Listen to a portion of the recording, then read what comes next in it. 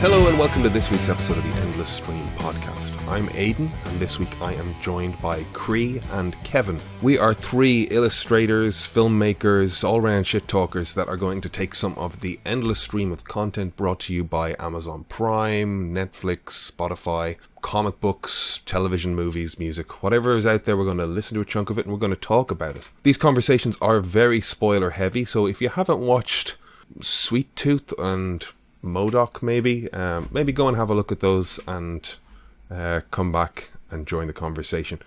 If you like what you hear, please consider subscribing to the podcast and following us over on Instagram or Twitter. Our socials are @TheEndlessCast. Over on Instagram we have, clips of the show and sketches and drawing videos, so it's a little additional content that you can find over there. If you have any questions or any comments you want to make, record yourself a little audio track. We might play it in the podcast as well. You can send those to theendlesscast@gmail.com so you can, get involved yourself. All that being said, let's get into this week's episode. I was doing my usual rundown of the trailers on the internet this week, and I noticed that there's a lot of horror movie trailers up this week. Now, I'm not a horror movie fan. Yeah, me neither. Oh, I am. I'm far too easily scared. But it is a good indication, I guess, that we're already planning for third quarter, here comes Halloween, here come the horror movies kind of thinking. So, what's your favourite horror movie then, Kev? Or what's a horror movie you like? Favourite's always a tough question. Favourite's always a tough question, yeah. Or kind of, when I was much younger, much younger, I did love The Creature at Black Lagoon. But kind of contemporary-wise, and kind of just more modern things, It Follows is really good. Have you seen It Follows? No. No, you see, you're dealing with cowards. It's very, very good. It's essentially kind of it's essentially basically almost like a demonic kind of STD. You can pass on this it's basically the only way you can pass on this possession or this kind of It's going to kill you unless you pass it on, is it? It's going to kill you unless you pass it on, yeah. And the only way you can pass it on is having sex with somebody. That sounds real vapid, but it's really, really, really good. And it's an interesting movie because it's you think it's kind of set maybe say the 80s or 90s or something, but then they have these little pocket mirrors that look or pocket phones that look like little clam mirrors. You don't really know where it's set in time. It's a very, very strange movie, but it's really, really good. Sounds like it, yeah. Is that an intentional thing? Are they trying to be ambiguous with the time period? I think so. Oh, weird. I think it's kind of it's meant to be slightly reminiscent or throwbacky to the likes of the 70s kind of horror, because obviously 70s was a kind of a resurgence of the horror genre and all that kind of stuff.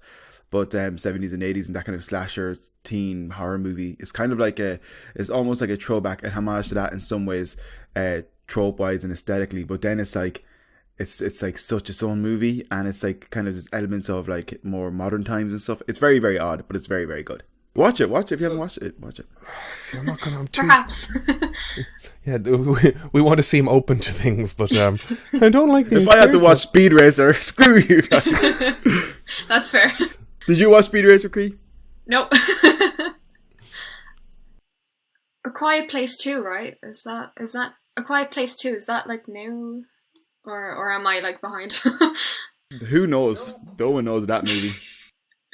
Yeah, see, that was on the cusp of being released just when pandemic hit. So there were ads for it everywhere, and there were preview screenings. So they're was it released? Wasn't it released? It's right. Yeah, because Schrodinger's premiere. Yeah. Did you see the first Quiet Place? No. No. Okay, it's very, very good. Cillian Murphy's in the second one, right? And he auditioned for Batman, for Christopher Nolan's Batman. He did, yeah. Yeah, and he also so he did it as Bruce Wayne, and then he did a tape as Batman, or screen test, and his Batman was actually pretty good, but his Bruce Wayne, because I saw a clip of it, it was okay. They definitely did it well. Christian was the right choice, Ryan Miles obviously, but there was definitely something. So then he kept him on for a Scarecrow. Oh, fair. I think Cillian as Bruce has a sort of greasiness that makes you kind of creeped out by him. Yeah. And you don't want to be creeped out by the Playboy billionaire, because then you start going, maybe he's Batman. but that's it as well, though. It's kind of like, as kind of say, shallow as this sounds, it's like, and I think Cillian Murphy's a beautiful looking man. Like, he's very John looking or whatever, you know. But I was gonna say, but yeah, it was just like, I kind of pictured that, like, Bruce Wayne kind of has to be like really kind of vapid and basic billionaire playboy, like, you know, chiseled jaw, to pull off the polar opposite of I'm Batman and I care about humanity, you know, that kind of way. Yeah.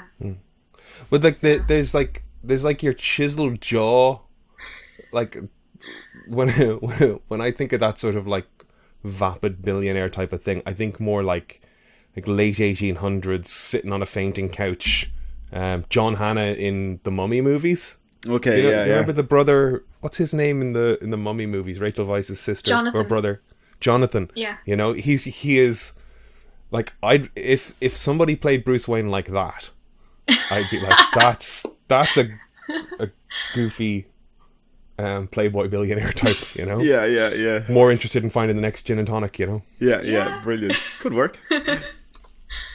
There's been like representations of that, right, in like kind of maybe the comics, but like in some sort of like film or TV format where he's like really irresponsible. It doesn't, like, people don't like him. Kind of like an Arthur type. Oh yeah. Which Arthur? Russell Brand or Dudley Moore?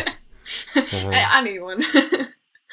Otherwise, no, it wasn't a trailer, but there's a couple of animated trailers up. The Boss Baby 2. I don't know if anybody watched The Boss Baby. I didn't even bother watching the first one, so I don't like.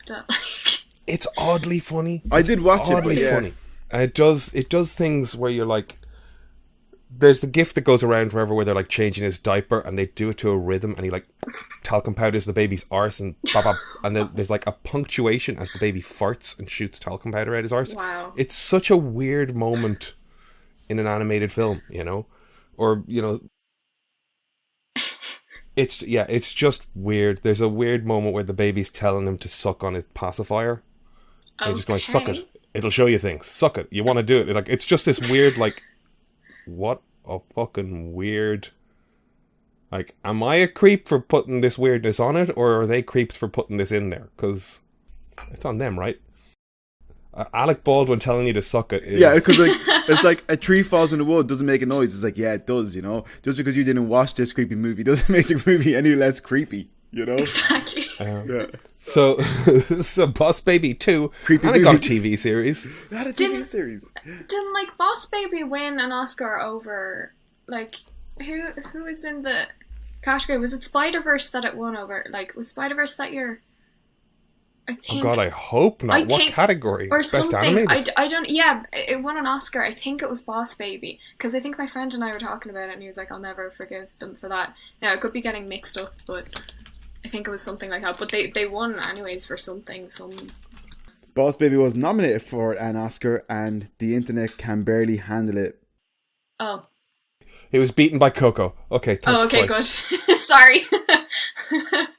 That would have been catastrophic. That would have been a cultural reset of like depression. Sometimes though, the stuff that's nominated for Oscars, it feels like filler. Yeah.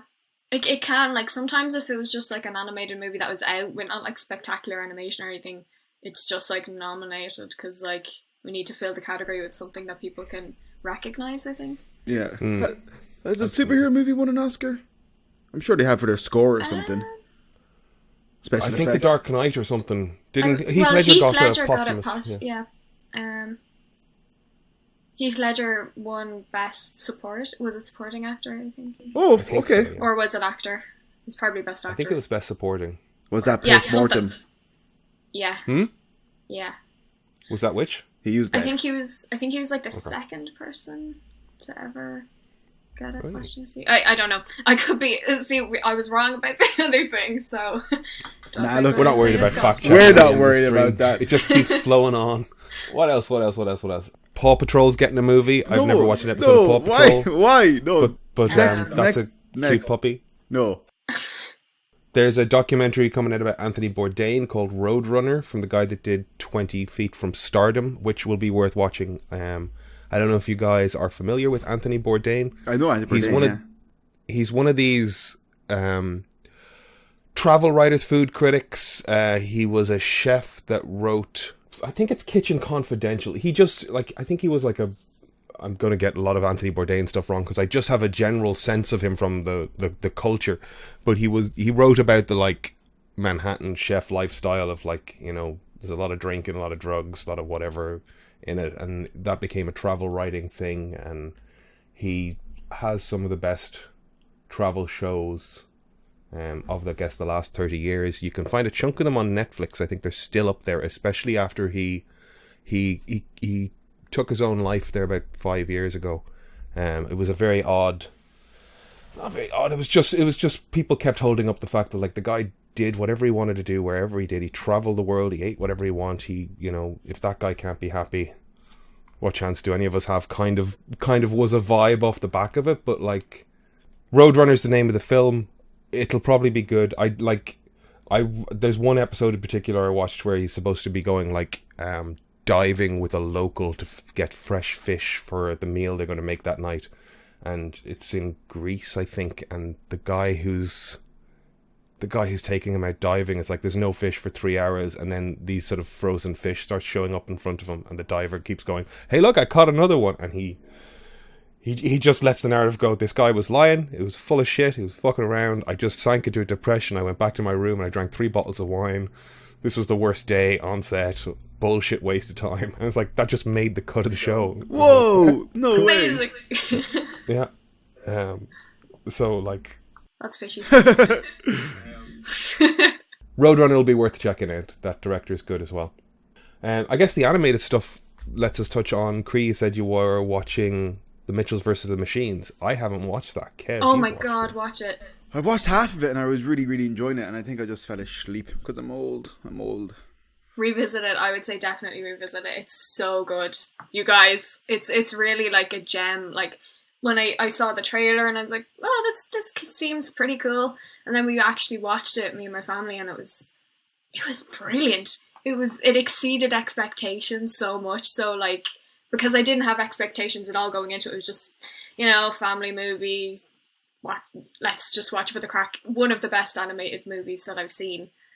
So what's the overview or the plot or the synopsis? I don't want to give too much away, but basically think family surviving the robot apocalypse. But I know that sounds pretty like generic or something, but trust me, just watch it. It's really good.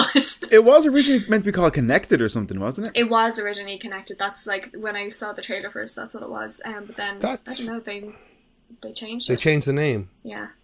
That was I couldn't remember. I knew I saw it under a different name and I couldn't remember what it was. I don't know it's why a good that name was. as well. Yeah, I think I'm Connected. Like, it definitely serves it stays true to the movie. Like, Connected might have been a good thing, but I don't know what it was. Like, maybe it was like Netflix. Don't know. Well, there's a thing that happens when they're naming films sometimes where they lose faith in the audience to get it. Right. And, like, 2 great examples are, like, Harry Potter and the Philosopher's Stone. We're bringing the book to America. Sorcerer. Americans will have no interest in philosophy. Harry Potter and the Sorcerer's Stone. Another example is pirates in an adventure with scientists. Yeah. And they bring it to America and it becomes... Well, kids aren't going to have any interest in science, so it's pirates in an adventure with misfits. Really? Yeah. Oh my god. It's weird. That's interesting. Or then there's also the whole California Man, Encino Man thing. I know it's not animated, but that makes sense. They should have just went with California Man, though. Yeah, that's a little more like you really have to be from California to get Encino as a district of... Yeah, but like California, Cave, it just makes more sense, I think. I'm sorry, I completely just derailed that. No, I don't know the movie. California Man. You don't know the movie? Watch it. What is it? Definitely, it's on Disney Plus. Go watch it. What's it about? It's about Brendan Fraser and Samwise Gamgee, what is his name? Sean Ashmore, isn't it? And Pauly Shore. And of course, Pauly Shore. Is that the one where he's like the way he wakes up? No, what is Frozen. it? Yeah. They find him in a I pool think they're in the digging back. out a swimming pool in their back garden, and they accidentally unearth a caveman who's been frozen in ice, and it's Brendan Fraser, and he like learns to skateboard and has like caveman-y fights. I have seen it. He's got a big caveman brow, so women are really attracted to him. As is the attractive thing in the 90s. Do you remember Blast from the Past? I do. I used to love that movie. Have you seen Blast from the Past, Cree? No. Well, I don't. I don't think so. So that is... What is it? Let you tell it. Yeah, Brendan Fraser is kind of his... Like, I think it's like post-World War II, or else... No, it's probably not World War II. It would be like the Cold War in America. So like the 50s or something. His family goes into a bunker. They're in the bunker. Things happen. Time elapses. And the world just carries on. And they're kind of forgotten about. And then something happens and they open up the bunker. And they come out. And he's just like, whoa, like this is the world now. Reese Witherspoon... Isn't that Reese Witherspoon? Alicia Silverstone. Alicia Silverstone. Oh, right. Oh. But it's brilliant. It is very, very good. Yeah, Christopher Walken is the father, and he's an engineer, and he is the most prepared for a nuclear apocalypse during the Cuban Missile Crisis anyone could possibly be. He has a bunker underground that will allow them to stay there for 50 years. Wow. And like this is the whole premise of the movie, so it's not really a spoiler. It happens at the opening, but the Cuban Missile Crisis is kicking off. He and his family go into the basement, and a light aircraft crashes into their house. Oh. And when the aircraft crashes into the house, the airplane fuel sets off the fire sensors. It reads like a nuclear blast to him, so he locks them in for 37 years or 35 years. And suddenly it's 1995 or 1996, and they need some supplies, so they send a newly emerged Brendan Fraser out into the world to it's good find fun. Canned food. Oh, it's a comedy. Oh, it's a complete comedy. Good. Yeah. That'd be very bleak, wouldn't it? I know. It's good fun. It is really went good fun. one of two ways. I don't know if there's anything in there that doesn't hold up, but if you can find Blast from the Past, Yeah, it's good perfect. fun. That's brilliant, because Brendan is like, he's just class in everything. Oh, he had a sweet spot there, like, and probably ranging from like Encino Man, Blast from the Past. Was that before or after The Mummy? Before The Mummy. Was it? Yeah, I would say so. I would say so. Maybe not. Maybe The Mummy actually was after. I mean, I don't know when The Mummy came out, but I think it was like, and then he did Journey to the Center of the Earth as well. I don't remember that one. That was on the downslide, unfortunately. That was when the hair I'm gonna put my sliding hands away. up. As a kid, I absolutely loved that movie. Fair. I can't judge out the worst taste in movies, so you're in good company. But I mean, it's Brendan Fraser. He's funny. He's fun in anything, so it's watchable at least. He's making a bit of a comeback. Yeah. Thanks to DC to a degree. He the Doom Patrol thing, yeah, is that's it? the one. I haven't watched it. Me neither. Okay, so he's making a comeback, but nobody's seen it. he took a break from acting. Because I think he got divorced, and then the alimony payments were very, very high. So it was basically like he could work, but he'd have to kind of give all of his money to his ex-wife and the kids and stuff, and it didn't really seem feasible. It's something like that. I can't remember. And then of course, he had he was assaulted and stuff. But yeah, poor guy. He had it rough. He was assaulted? Yeah. Brendan Fraser was assaulted. I think it was an executive guy or something groped him. Oh. Yeah, well, that's the thing. Kind of got cast aside, didn't it? And then his whole career did, and God bless him. Yeah. Yeah. He's back now, and that's the main thing. Yeah, thank goodness. He is an international treasure. He is. George of the Jungle. I still love it. Yes! I forgot about George of the Jungle. Thank you for bringing that up. Watch out for that tree. I loved it. So what it is, sorry. See, with Mitch and the Machines, Croí, you recommend watching it. It's good. Yes, absolutely. You strongly recommend it. Okay. Awesome. Yeah. It's like Sony, is it? It's the same people that did Spider-Verse. Yeah, it's the same Spider-Verse, so yeah, it's really good. Awesome. Okay. It's good, as in it's like, because they did Spider-Verse, I don't know if it's the same people or whatever, but it works. Croí, do you work in animation, Croí, no? No. I admire it greatly, but I wouldn't have the patience. Although, having said that, it was my one of my dream jobs for a while to work at Leica Studios. Like, I could totally spend all day putting like hairs on some like who were Leica stop Studios? motion thing. Who were like this? Oh, okay, so like Kubo and the Two Strings, they're a stop motion animation. Oh studios. yes, yeah. And Coraline, Paranorman, those kind of movies. I was like, that would be a really cool thing to work for, because you've got to make loads of these like practical sets in miniature, and I love doing that kind of art stuff. So I thought that would be really cool. But alas, it was not the career for me. It's really satisfying doing that stuff if you're like crafty or creatively inclined. Like, you might go a bit nuts by the time you've poke placed your like 7 millionth hair. But like, I did a little bit of work on a short that was kind of stop motion cutout, and like, I sat down one day and they're like, we need you to make 3 disemboweled sheep from top down, and I'm like, okay. Jesus. I have to figure this out. I got some cotton Sean, the sheep wool, gone wrong. and I got some super glue. Like, it was weird trying to figure out how to make a sheep that had been attacked by a cryptid, like a werewolf or something. That's awesome. But I think I'm looking at that reference, that'd be gross. Type in chupacabra. Chupacabra. I'm trying to think if I've watched anything this week. I've been like, I just binging House as a sort of comfort show, because it's just background noise. You just hear like a heart machine beeping all the time, and Hugh Laurie being sarcastic. I watched some of Dollface on Disney Plus, Kat Dennings' show. Is that good? Like, it's fun. I don't think it's as. I always want to. It wasn't consistently amazing, but it's got some really good bits in it, and it's got some cool like guest bits as well. Like, I think Macaulay Culkin pops up at one point, and it's oh, weird, I haven't seen him in ages. And there's some nice like surrealist stuff as well. The opening, she gets dumped by her boyfriend, and it's about reconnecting with women as friends, because she sort of got lost in her relationship for the past 5 years and lost contact with all her friends. And it opens with like, she's like handed a bus ticket onto like this cat lady bus, and it's like you're on the road to Cat Lady, and there's just this woman driving the bus with like a big animated cat head talking to her. Oh, awesome. And she's a sort of like running like Jiminy Cricket. Every time she has to make a decision, the cat lady shows up.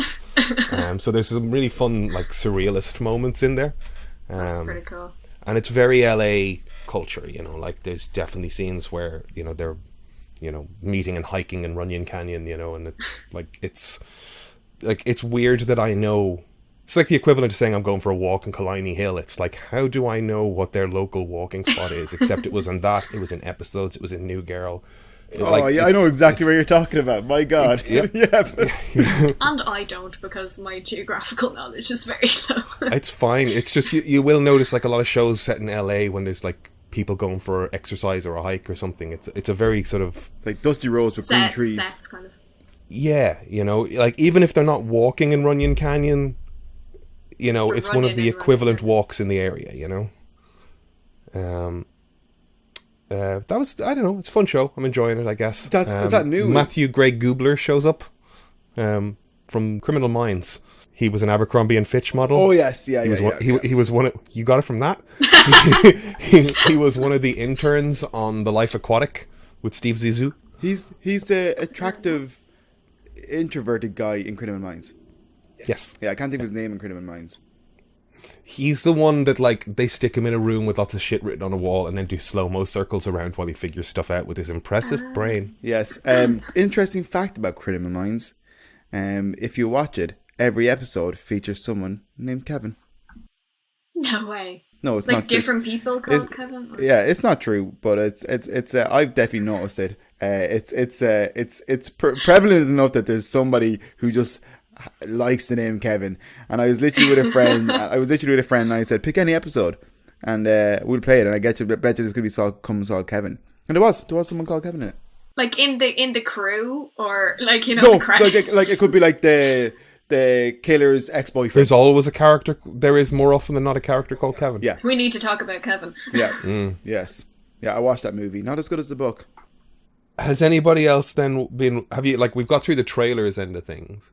Has anybody been watching anything in particular this week? I finished Behind Her Eyes. Did you hear? Behind Her Eyes? Did you watch that one?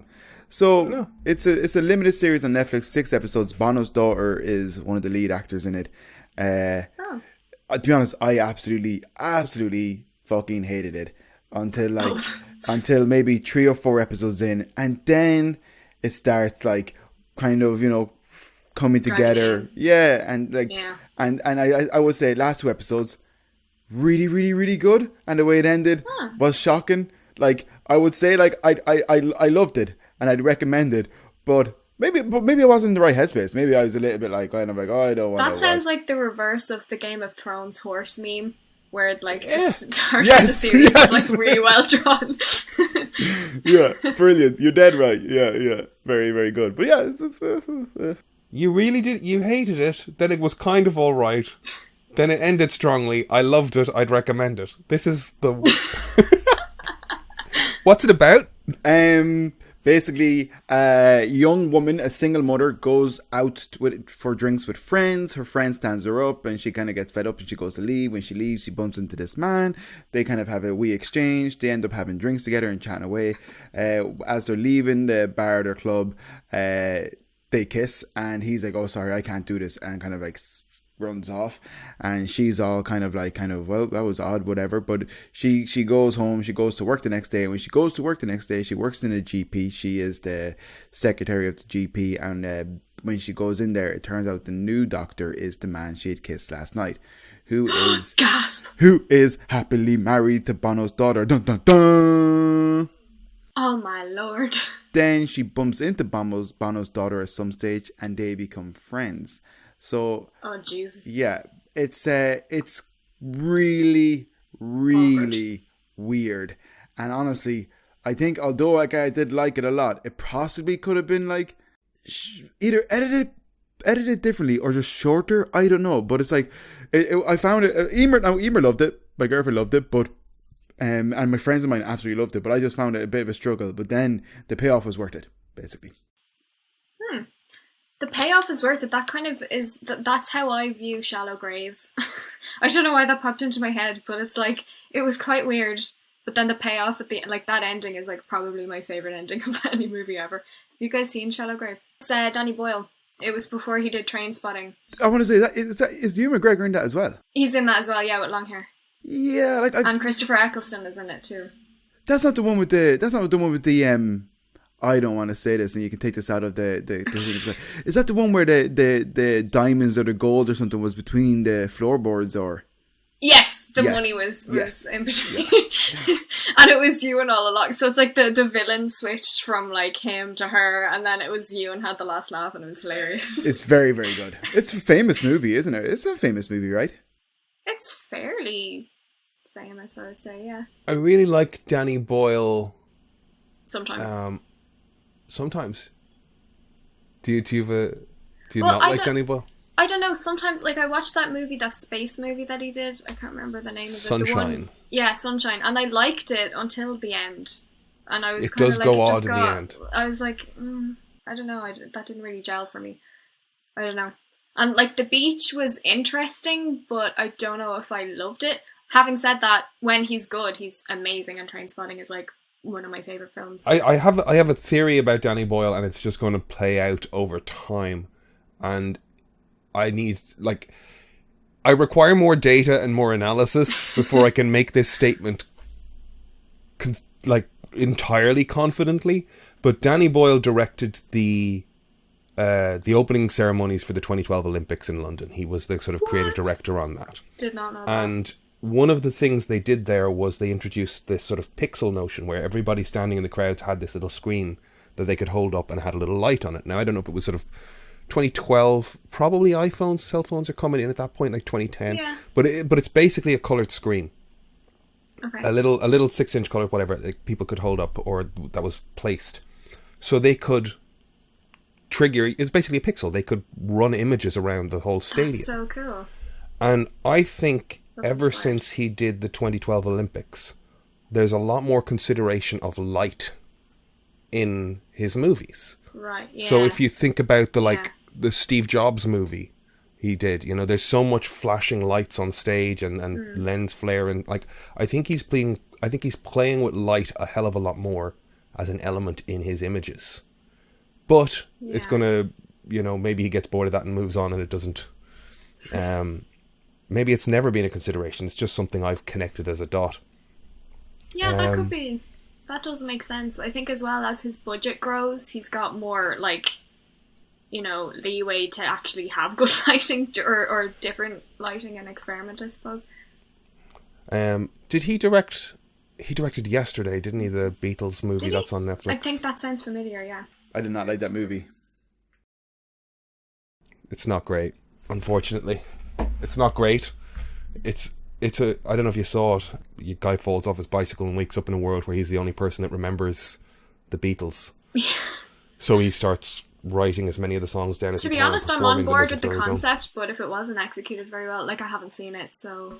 Ed, what's his name? Sheeran ends up in his kitchen, and it's just... They have a songwriting battle between Ed Sheeran way. And, you know... The Beatles, sort of, essentially. Yeah, it's so cringy. Yeah, I did not enjoy it. Danny Boyle, like, I wouldn't be the biggest fan of his movies to a degree. 28 Days Later, great. Still... That's zombie movies. It's great. It's like Jaws in that it's an undeniable movie in the horror genre made by a great filmmaker, and you kind of have to watch it eventually. You don't have to do anything, but like it's worth watching. But it will scare the shit out of you, or it will unsettle you or upset you. And it's got, as you say, the very attractive androgynous looking forgot his name. I've blanked. Cillian Murphy. Cillian Murphy. I don't think that's a wrong thing to say. I think he's very like me and Emer always talk about, like, say, if we're watching a movie, we could be like, God, try and think of an example. Is it Glenn Close who's in House of Cards, for example? Who's in House of Cards? As Robin Wright? Robin Wright is a handsome woman. Like, she's very attractive and she's handsome looking, you know? And you could say Cillian Murphy is a very, like, attractive man, but he's very beautiful looking. Do you know? Like, I'm not saying like I can understand that kind of how people associate, like, kind of masculine and feminine traits. Yes. Yeah. Well, you can have a handsome woman and you can have a beautiful man. It doesn't have anything to do with, like, kind of say how they identify or kind of say their preference or whatever. I'm just saying it in terms of, like, classically what is deemed beautiful, I could apply it to that man, or classically what it's deemed handsome, I could apply it to that woman. Like, she has a chiseled jaw, she has, like, broad shoulders, blah blah, and it's just like and they're very attractive. They're a handsome woman, and I don't think that's a bad thing. But Cillian Murphy is a beautiful man. I think he is. I probably shouldn't say it. Every week I just talk about how beautiful men are in Hollywood. I mean, that's fair. It's a fair statement. It is Hollywood. Luke Evans. We'll just give Luke Evans a shout out. Yeah. Yeah. I'll also shout out Val Kilmer in his prime. Oh yeah. I like The Saint. Yeah. Yeah, me too. Finally, somebody else is like, yeah, I actually really like that movie. It's fun. I fun. loved it. Yeah. Did you watch that one, Aidan? I did. I saw The Saint. Oh, so long ago. I read a thing. I'm trying to remember now. I'm trying to remember something. So look, I'm gonna spoil The Saint here. The Saint opens with a fairly sort of strict militaristic boarding school environment, and him being a little thieving genius who gets the food for all the other kids. A real genius, you could say. By by picking the lock of the food cabinet and you know, getting a lot of praise, but his friend dies in the process. Yeah. You know, there's an accident and the kid falls downstairs. And apparently in the original cut of The Saint, the female lead of the movie dies when they fall in the river. Not Elizabeth Shue. Elizabeth Shue. No. The effect of that on the original plot was to mirror the experience he had as a youth, where he was completely powerless and he could do nothing about that injustice, and he was just shipped off to another boarding school, and he fell into a life of sort of disassociative criminality. Mm-hmm. And this was supposed to be, I guess, a motivating thing where he then turned on the people that had done this. Rather than run and be safe like he would have previously, he becomes the saint, and he carries out his miracles, and he fights injustice and whatever, and becomes Batman, basically. And becomes Batman, yeah. And I remember hearing that and going, "Oh, that's kind of a cool like mirror for the character's trauma." But like you can see why they tested that with an audience and went, "No, let's not do that." Yeah, it might be too writery, like a writer kind of indulges in that kind of thing. But like personally, I'm pretty happy she survived. Yeah, fair. I always associated the Saint with the chameleon from the Spider, like obviously the character in Spider-Man, but the chameleon in the Spider-Man cartoon. I was probably watching them more or less around the same time, and the chameleon was a guy. He used to have like a purple like top and big yellow pads, and he had a grey face, like Voldemort type of face, and he was a master of disguise like the Saint. And I always kind of associate the two. When I think of the Saint, I always think of Spider-Man and the chameleon. Oh, that's cool. Yeah. What I loved about the Saint is like he pretended to be from a different country every time, so he had to like do a different accent. Yeah, fair, yeah. The accents he does and the weird faces, it was very funny. Like it's a borderline comedy movie. I don't know if it can be totally but it's quite. It doesn't take itself like super seriously. I don't think. I don't know. No, it could be one worth watching again because I haven't seen it in forever. Yeah. It's one that like used to be on RTE a lot. Yeah, because RTE were cheap bastards. So speaking of weird costumes, Modok faces, and also subtle yellow shoulder pads that are needed to be a master of disguise, I'm going to move us on to Modok,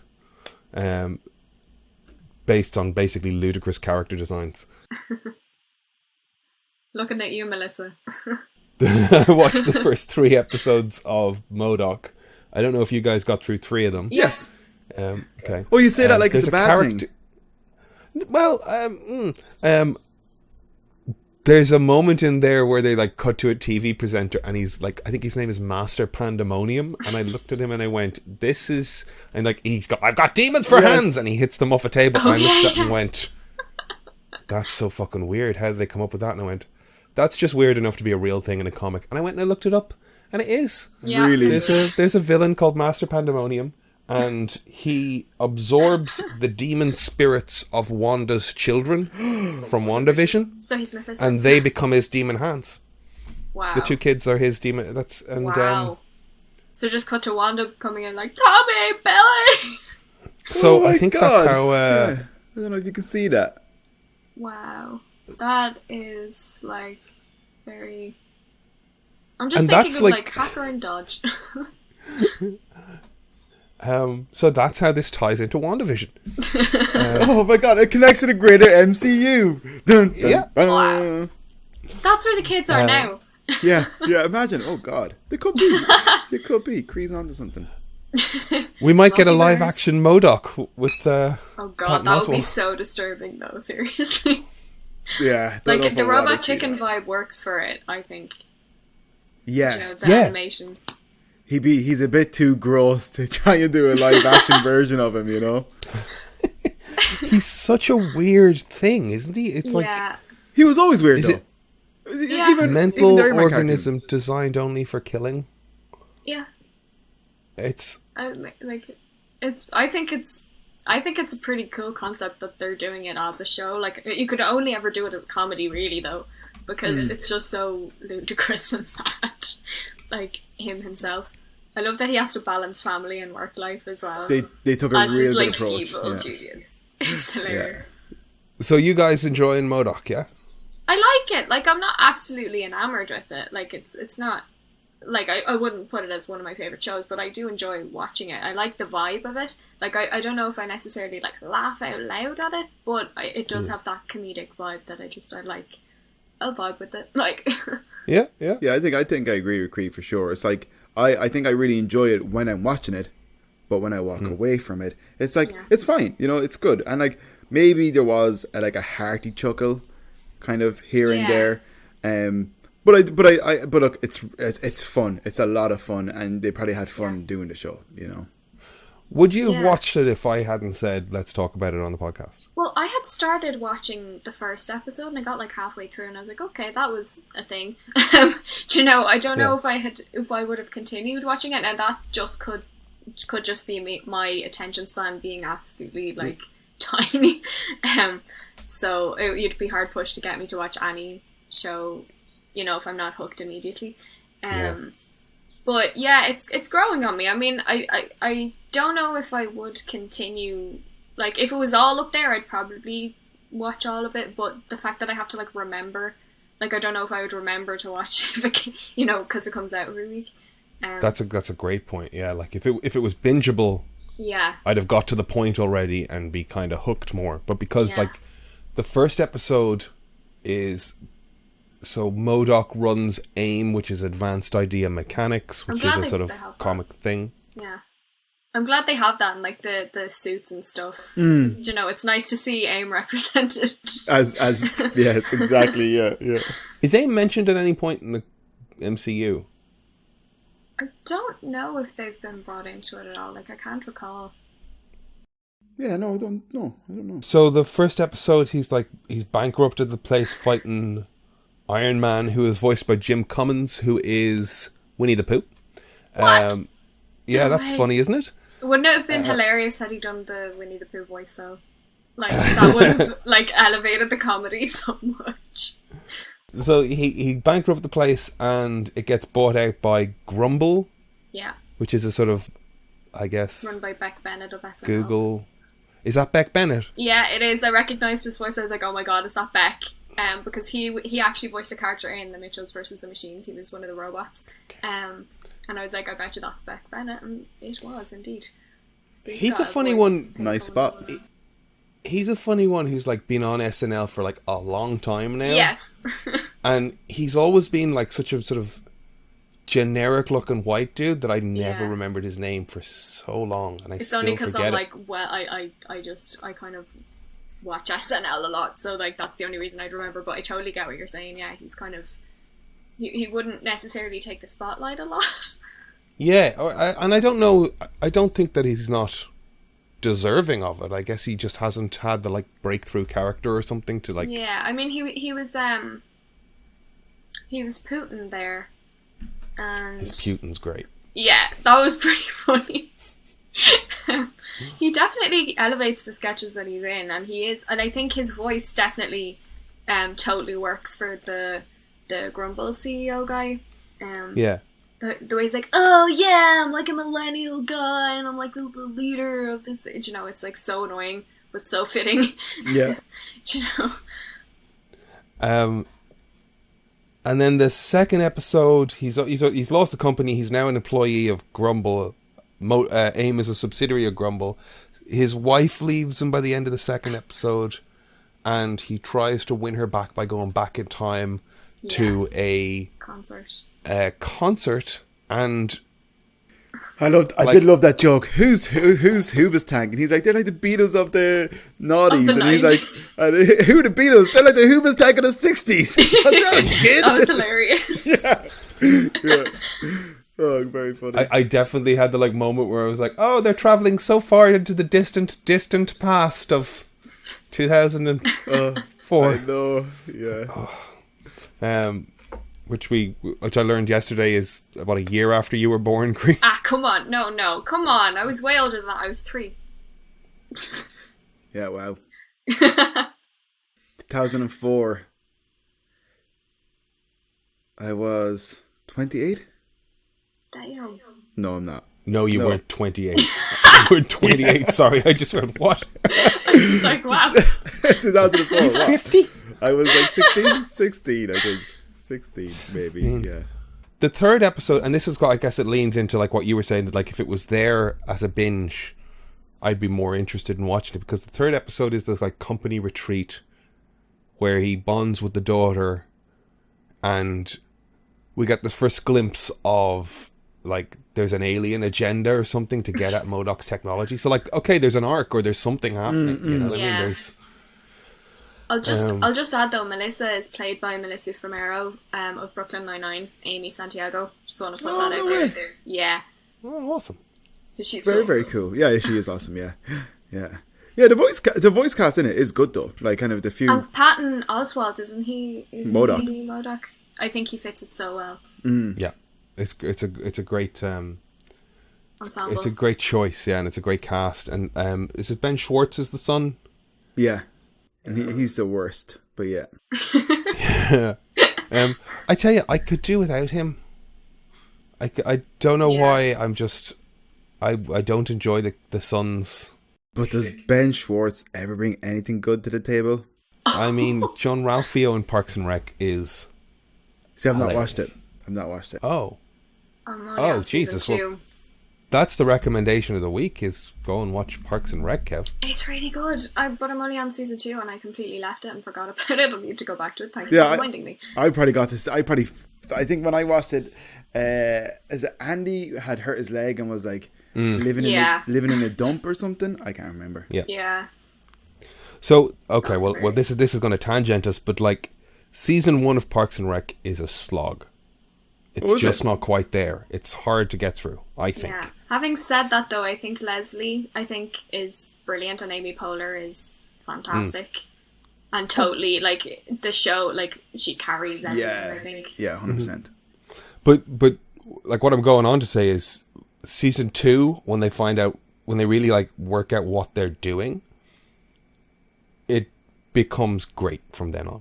Like it really does build well, and the characters sit into their roles really nicely. Because if it gets better, that's actually really good. Because I really enjoyed season 1, because I was really excited when the American Office came on Netflix. I was like, oh great, I can finally start watching it, and it just didn't like hook me. Whereas Parks and Rec immediately hooked me, and I don't know what it was.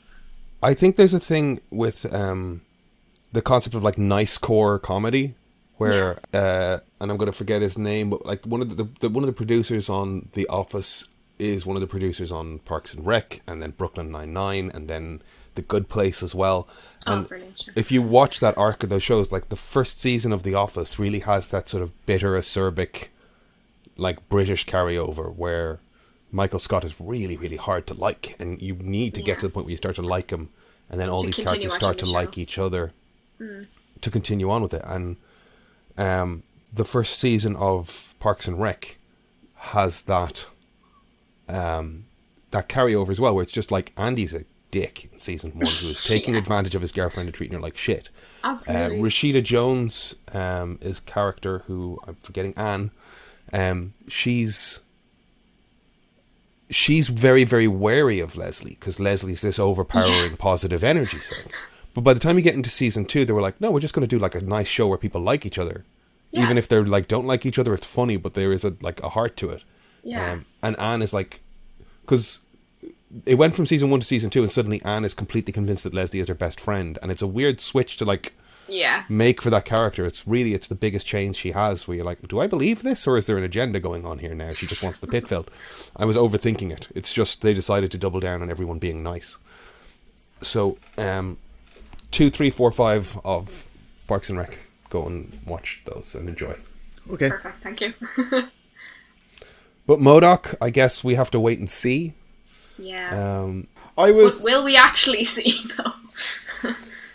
Yeah. Do you reckon it has legs to carry on more seasons? Maybe a hover chair. Sorry. It's that's what we were missing. That quick wit that me and Aidan are too old to have. I was like, hover chair, huh? Oh yes, I understand. There was more lead in the atmosphere when I was growing up. I blame leaded petrol. Yeah. We had leaded pipes that we drank our water from. What? See? No, we didn't. No, that's a lie. See? No, I was like, wait, did you like grow up in some like remote place where that rule didn't like? Yeah, it's in the midlands. Yeah, it is. It was reclusive. Yeah. We collected rainwater in lead-laced barrels and drank them. And you showered in them and went to another barrel down the road for the next family. Your wheels were just big rocks. Yes, it was just yeah. I don't even know why we had to. We had to run with our feet 90% of the time anyway. It didn't make things easier. It's the Midlands. There's no hills. But Modok, I actually really like Modok. I think it has a good angle. I'm surprised that kind of it's gone as, because I kind of figured it would just be like a very kind of like comedy show kind of set within that kind of comic book world. But it's like, no, they have Aidan bought over by those kind of like, namaste tech guys that nobody likes. He has his family life, his daughter who is like him, and then his son who's not, and his marriage falling apart. And I just didn't really predict any of it going that way. And I think at least they kept it like interesting and different. Definitely, I really, really like the family angle. Yeah. The thing is, listening to you sell it, it's like I'm sold on it. Yeah. But watching it, it's just that little bit flatter, where it's like... Yeah. Maybe I thought it was going to be better than it actually was, but it's still definitely watchable. I think that's where I stand on it, probably. I think it looks so good, so it's hard not to kind of really want to like it. Yeah. That's the thing. Yeah. I love the is it the super adaptoid? Is the the android thing beside him? I forgot about him. He's amazing. I absolutely love him. That's such a it's not even necessarily a deep cut from Marvel Comics, but it's like an element that they clearly went, we're just going to leave that. Yeah. I love that they made him be the ladder. Yeah. Yes. Yeah. Like this super adaptoid could do like practically everything for you, but no, you have him as the ladder. It's brilliant. But then at least in episode 3, he's like, I don't do floors. Look,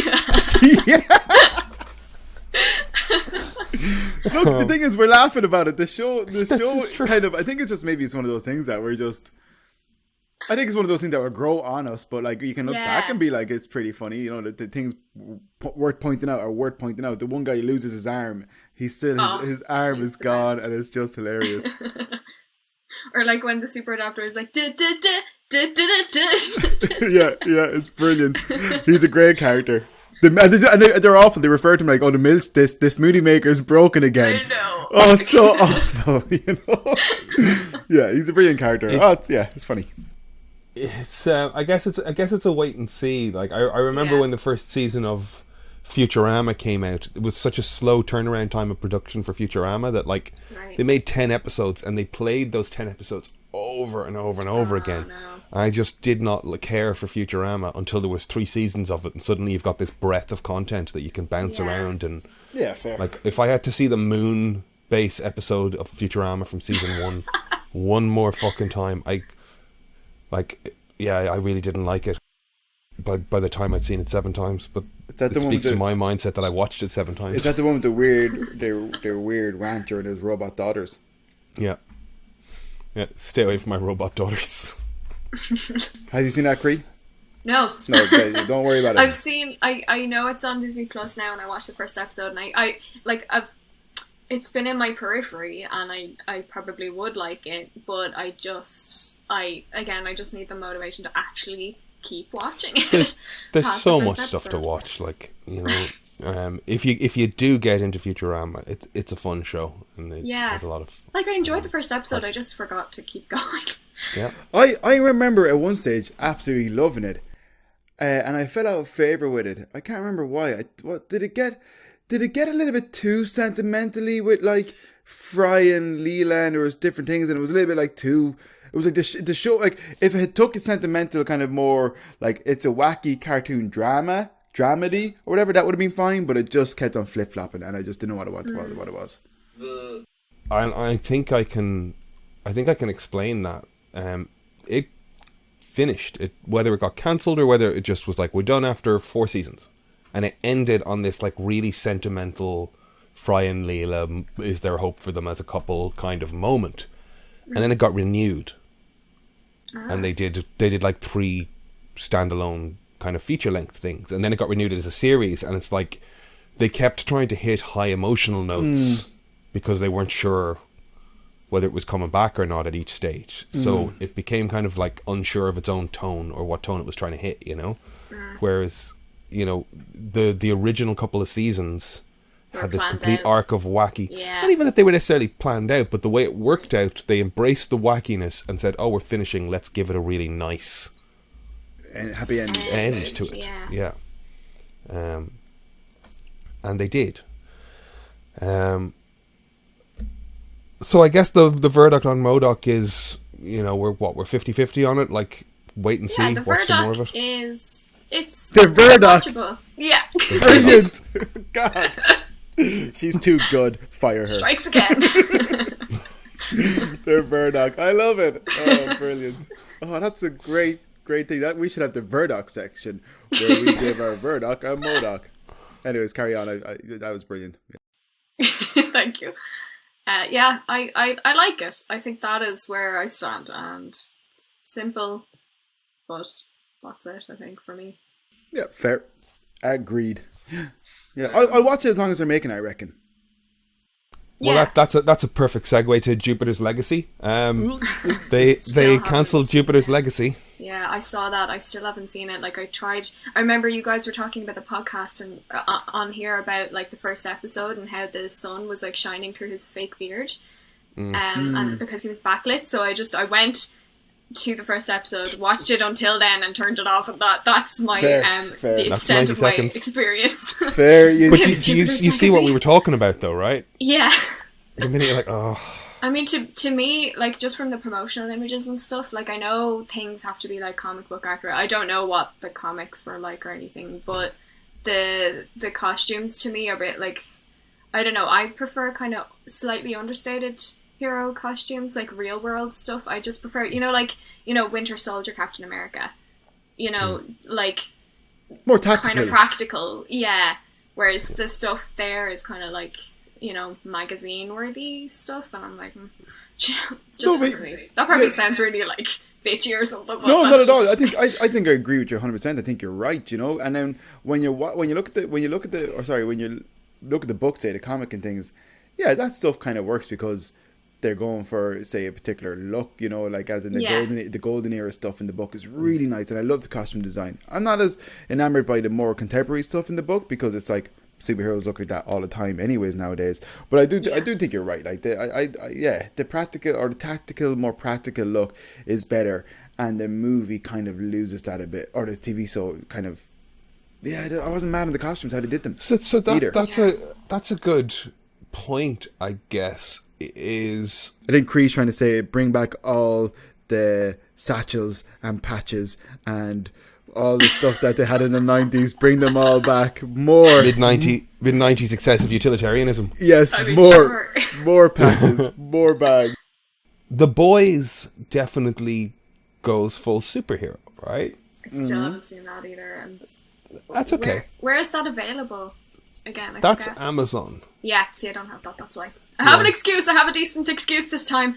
That's completely fair, and like. You're also allowed The Boys goes full superhero costume as well. So what line...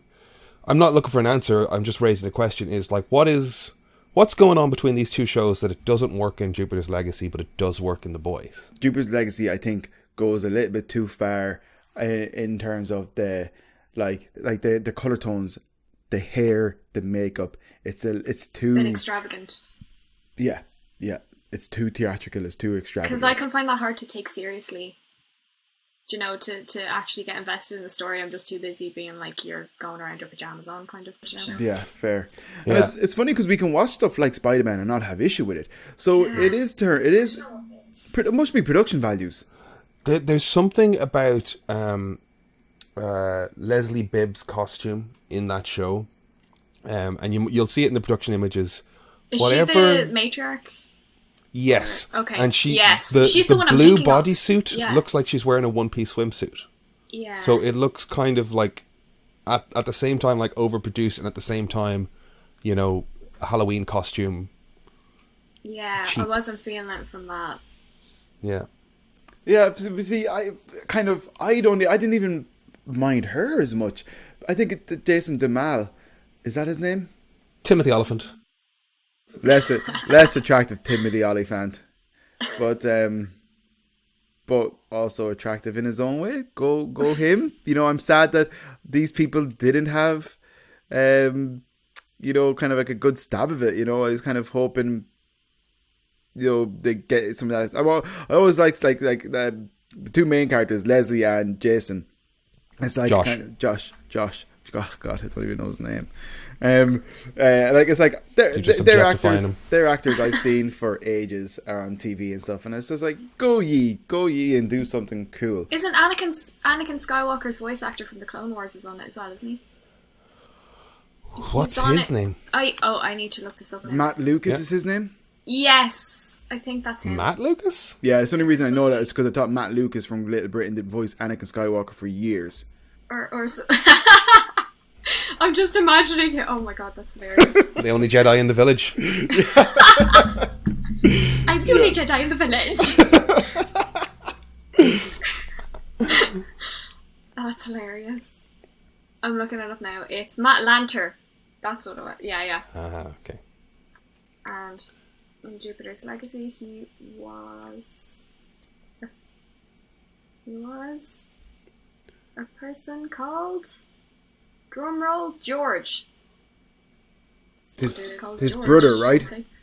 So you have George is the Josh. rich friend, right? Or is George Skyfox? I think so. Skyfox! If that was It should George, be Skywalker Fox, though, in fairness. if that was George, he was great. If that's who it was, he was great. He was one of my favorite things in the show.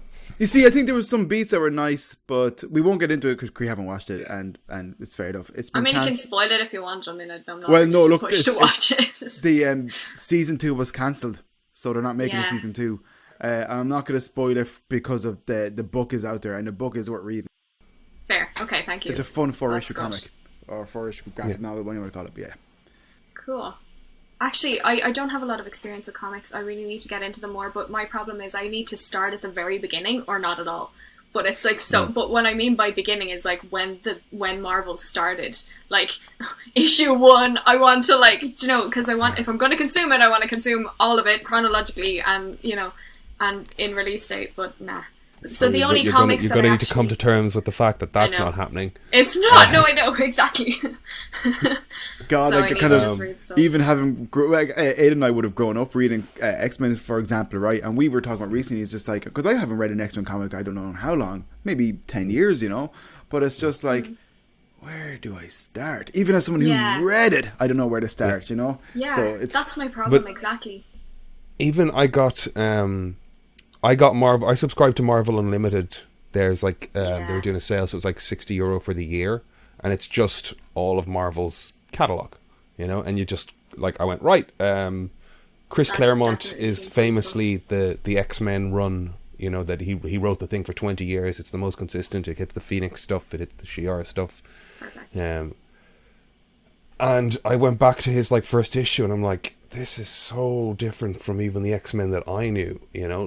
There's so many different phases and waves of the stuff that you really, at least trying to get into comics. You could just start buying and jump into new stuff. Well, honestly, I am right now. I'm trying to finish Buffy the Vampire Slayer. I'm on season 9 of that because it continued after season 7 into comics. Cool. So Okay, cool. I'm on to that, but I also have to read Angel and Faith. I'm reading that simultaneously, and Willow as well. So I'm going through a. That's all. Was that Was that Dark Horse or IDW? Yeah. I think it was Dark Horse. Anyways, I'm pretty sure. Yeah. To be honest, Dark Horse are that was one of the things I was reading comic books, say Marvel for X amount of years, and then it came to the point I was reading Moon Knight, and I finished reading it. I read the Moon Knight arc, but I felt very overwhelmed by the Marvel Universe at the time. They were doing a lot of crossover stuff. I was a broke-ass student. I couldn't afford it. So I jumped shipped and I went to Dark Horse, and I love Hellboy. I love The Goon. I love all these books. Umbrella Academy. Star Wars is all I think. Star Wars, Alien. Yeah, they did a lot of different things, but they're a great one. And it's kind of I always felt like if a book looked somewhat interesting and it was Dark Horse, I was just also if you're a horror fan, they're a great publisher. But yeah.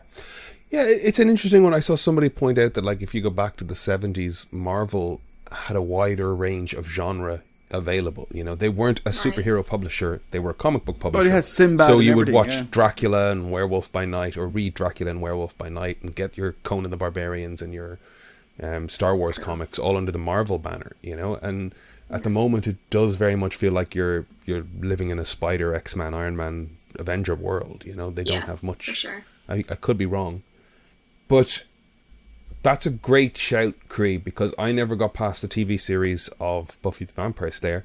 So that ran for 7 seasons? Well, it went for 7 seasons, but it goes on to season 12 in comics. But then also Angel and Faith have a spin-off where they team up in London. And then there's also Willow has a spin-off In the comics. her, and like in the comics, and like it's all to do with like the the Slayer scythe and all magic and stuff, and season 8 is wild. I'm telling you, a lot of people don't like it. I personally do you know who was writing season 8? I don't know, but just for a while. Yeah, he's definitely like credited in the comics as like he was involved with the story and stuff. I mean, he's a prick in real life, but he's good at what he does, unfortunately. So yeah, he is. Yeah. But the only reason that I still love Buffy the Vampire Slayer is because it's totally an ensemble thing to put on. That's what filmmaking is. It's so the actors and the crew members and the other writers, like so interesting it's though. okay to. Croí, not to interrupt you. Yeah. What genre would you say Buffy is? That's the thing. That's what I love about Buffy. It's like comedy, fantasy, horror. Horror. You said you didn't like horror. Action. Yeah, no, I'm fine with comedy horror though. Okay. Like, it's a vibe. It's the vibe. Like, I watched Misery, and it's not gory or anything, but I was like, oh my goodness, I can't. And I was like, ugh. But then I watched, like, Shaun of the Dead, absolutely fine. It's brilliant. Because Deadpool is, like, kind of gory simple as well. and sincere human suffering is no good. I can't deal with it. Croí, so I love Buffy. Buffy's my favourite show. Okay, so okay, awesome. You are a big Buffy fan then. So do you remember the episode of Buffy? And I would imagine it was, like, maybe 2, or could it be season 1, but 2 or 3 seasons in, right? Where they were in a hospital, and there was that monster that was going around for kids. Yeah, that one. That gave me nightmares.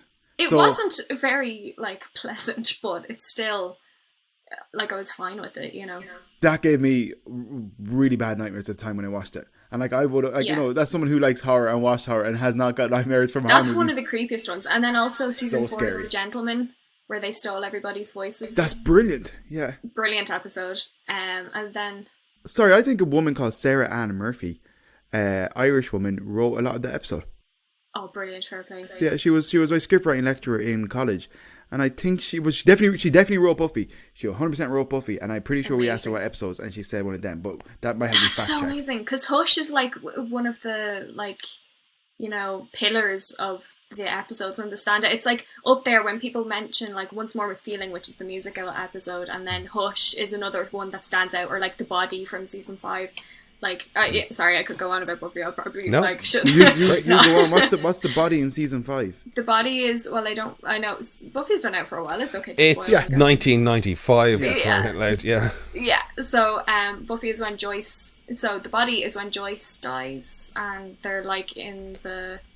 So Joyce has died. Buffy walks in to find, just walks into her house and just finds that her mother has died of natural causes. Yeah, that was the episode before, and so she's like, "Mummy," or whatever, and then it cuts, and then so the next episode is The Body then, and it's the aftermath of that, and so it's like, she literally is just like walking around. It's filmed completely differently to the rest of the series. It's just all about how this is affecting Buffy and Dawn and the rest of the Scoobies, and it's so heartbreaking. It's really like, it's so sad.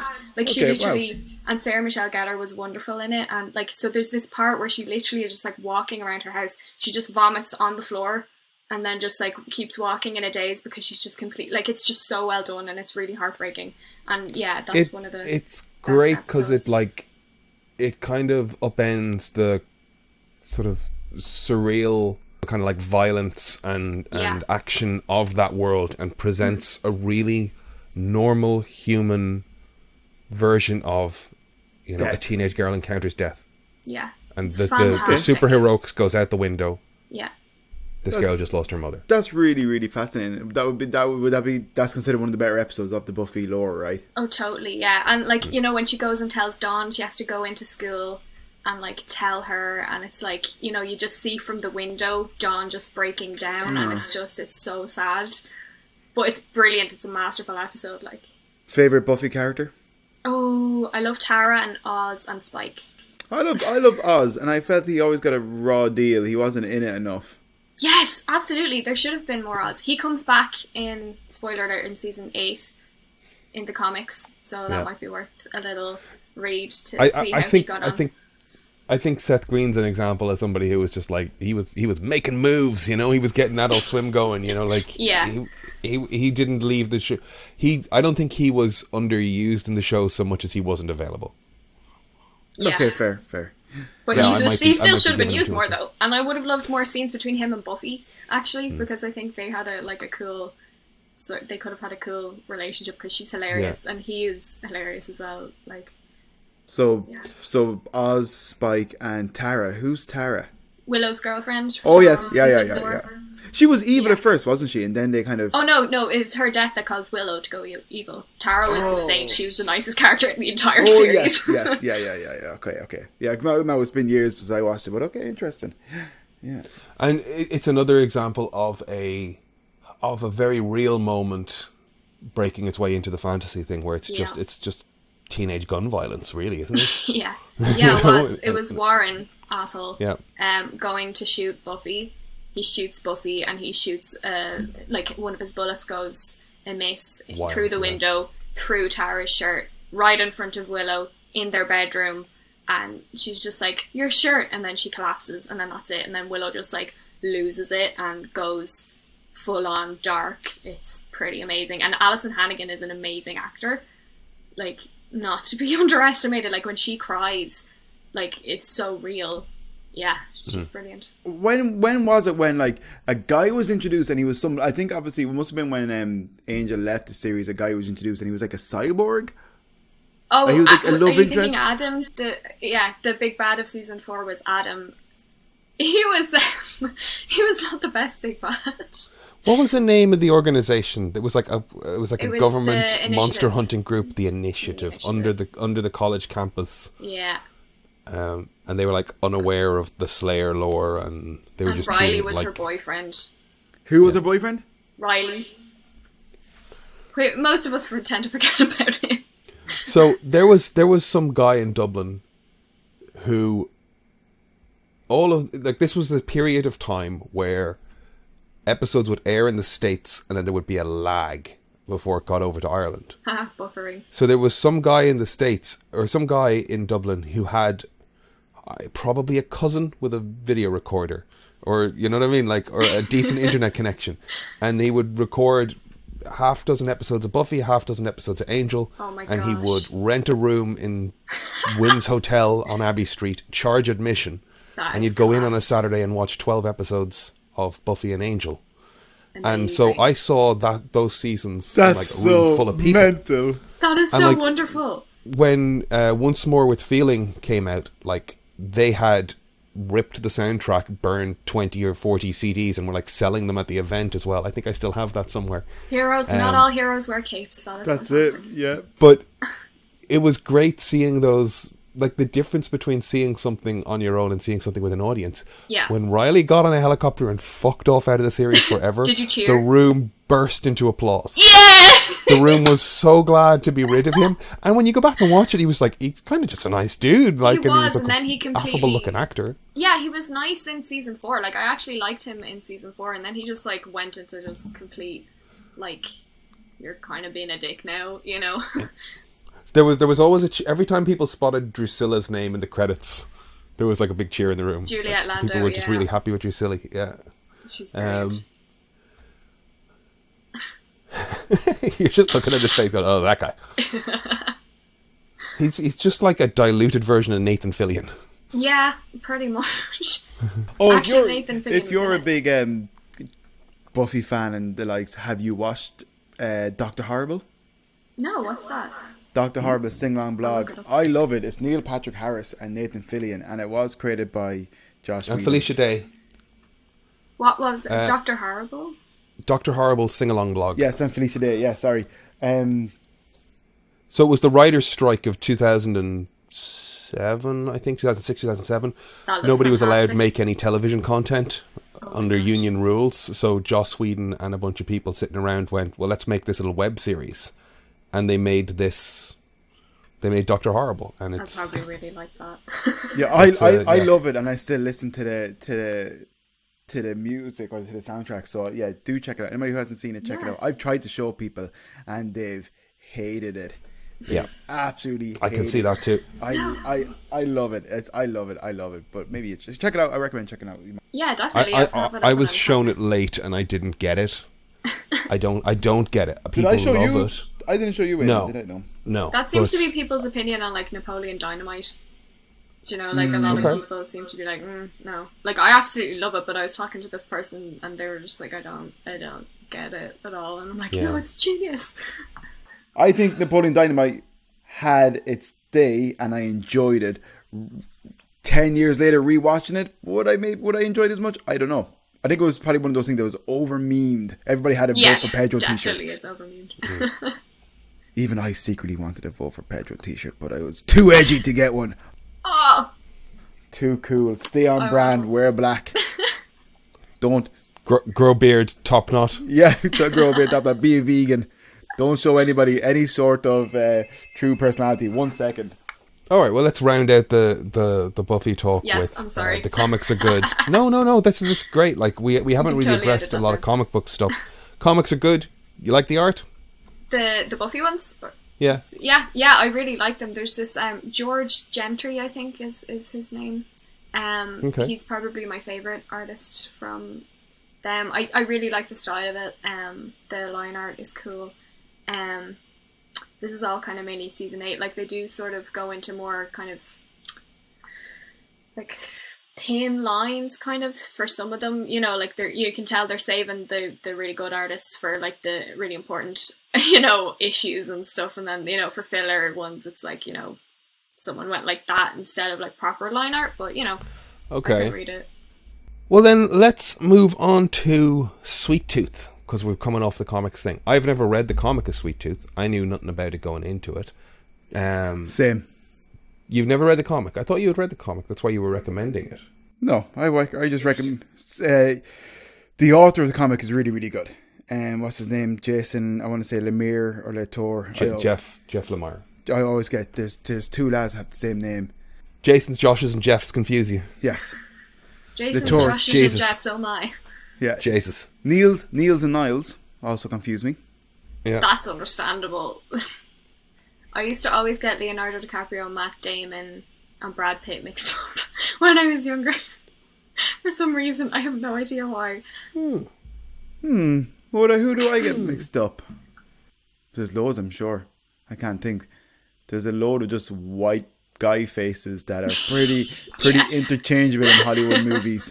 It's like all those, like that guy in Baby Driver, and then Fault in Your Stars. Is that the same person? It's the same person. Yeah. Oh, who knows? They're all but then gross. who's the guy They're that all played gross. Han Solo? That's Alden Ehrenreich. So Alden Ehrenreich and Ansel Elgort. Ansel Elgort, yeah. Are different people. I don't know. I don't even know who. I know. I watched Han Solo. I just didn't know who that guy was. I thought he did a really good job, actually. Solid movie, I think. Completely unnecessary, but cool. That movie. What's your favorite Star Wars movie? You're a big Star Wars fan. I don't know, man. That is like the toughest question. I just really enjoy watching them, I guess. But what were you gonna say, sir? If you were like, you know, you're just coming home, you're like in the mood for Star Wars, you were gonna stick one on, would you just be like, just start, or?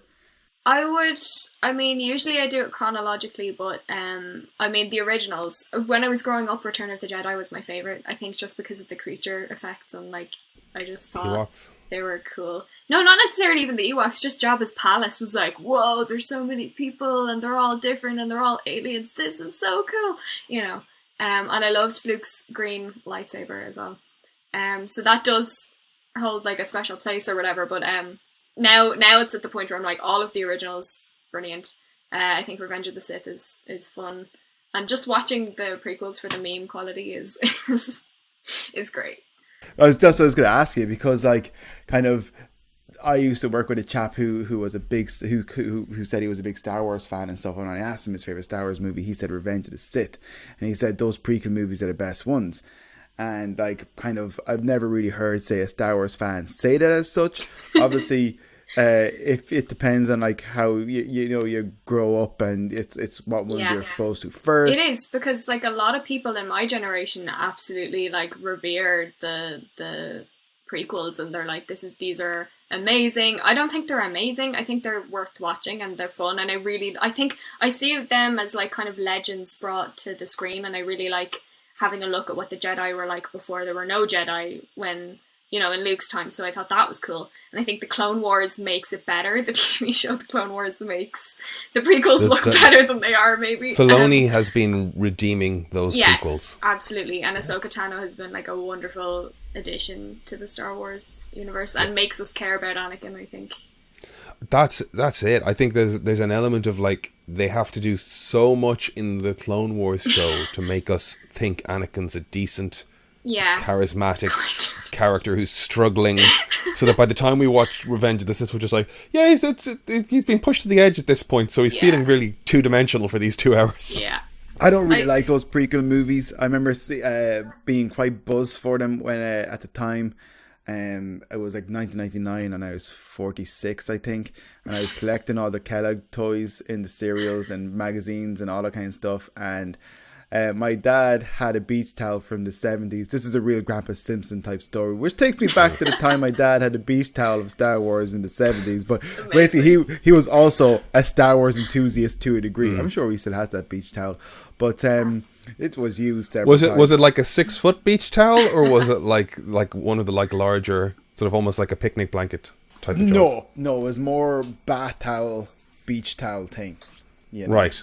Did you have hand towels to complete the set? No. Oh, okay. And it had a hole in it, but anyways, whatever. So we were collecting loads of different things, you know, Star Wars wise and putouts in magazines, and like, you know, like this ship is like this, it's the inner workings, all that BS. And then I went to see the movie, and I remember coming out and my dad saying like, I think I asked him like, oh, did you like it or something? I can't remember. But his opinion, his takeaway thing from it, you know, was eventually anyways that I was like, it was too shiny and too futuristic to be a prequel to a movie that didn't look as good. And I think that was kind of a little bit of an extremely valid point there. Yeah. Yeah, and I think that was an oversight or an undersight. I don't know the difference. You know what I mean? Yeah. I kind of rationalise it in my head by thinking, oh, it was the time before the Empire, so everything was better, and I think they're trying to glorify, you know, the Republic and stuff. So that's how I rationalise it. But yeah, I completely understand. Yeah, I think they're enjoyable sometimes, you know, when you're in the right headspace. But like, you know, the dialogue, especially the romantic dialogue, I hate sand. It's coarse and it's rough. It's irritating. It gets everywhere, and then I'm like, okay, Anakin, okay. There's moments where I watch a film and you come into a shot and it's like people around a dinner table and somebody goes, and of course that's why the business was going to fail and it was always going to fail. And yes, of course, like, it's such a weird sentence fragment moment.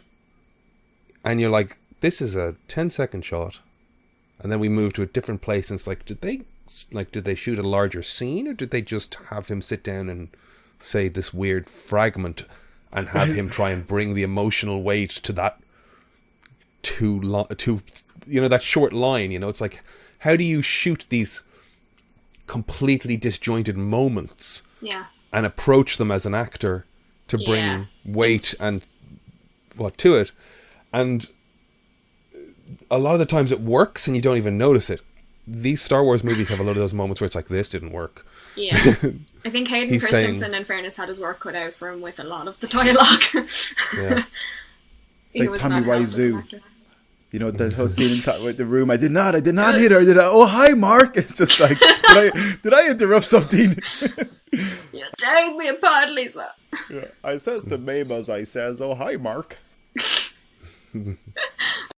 So Star Wars, they're all your favorites. You like them all? Well, I mean, I like them all, but the originals, obviously, for me, are like the pinnacle of like everything, you know, and everything else is like just a bonus, I suppose. Like I would, like, growing up, I do remember like school summer holidays, and like I'd buy or I'd get a book out of the library of like a Star Wars novel, and I would sit in my back garden and read these things, and I would be thinking, I would finish one of those books or put it down and just go, God, I wish there was more Star Wars, but alas, there is not. You know, like I was definitely like, there was this sort of sense of longing for like more of this world. Yeah. And then I got it, and I was like, ugh. No thanks. You can take it back. Yeah. Like, personally, I think how did you forget what you did over here?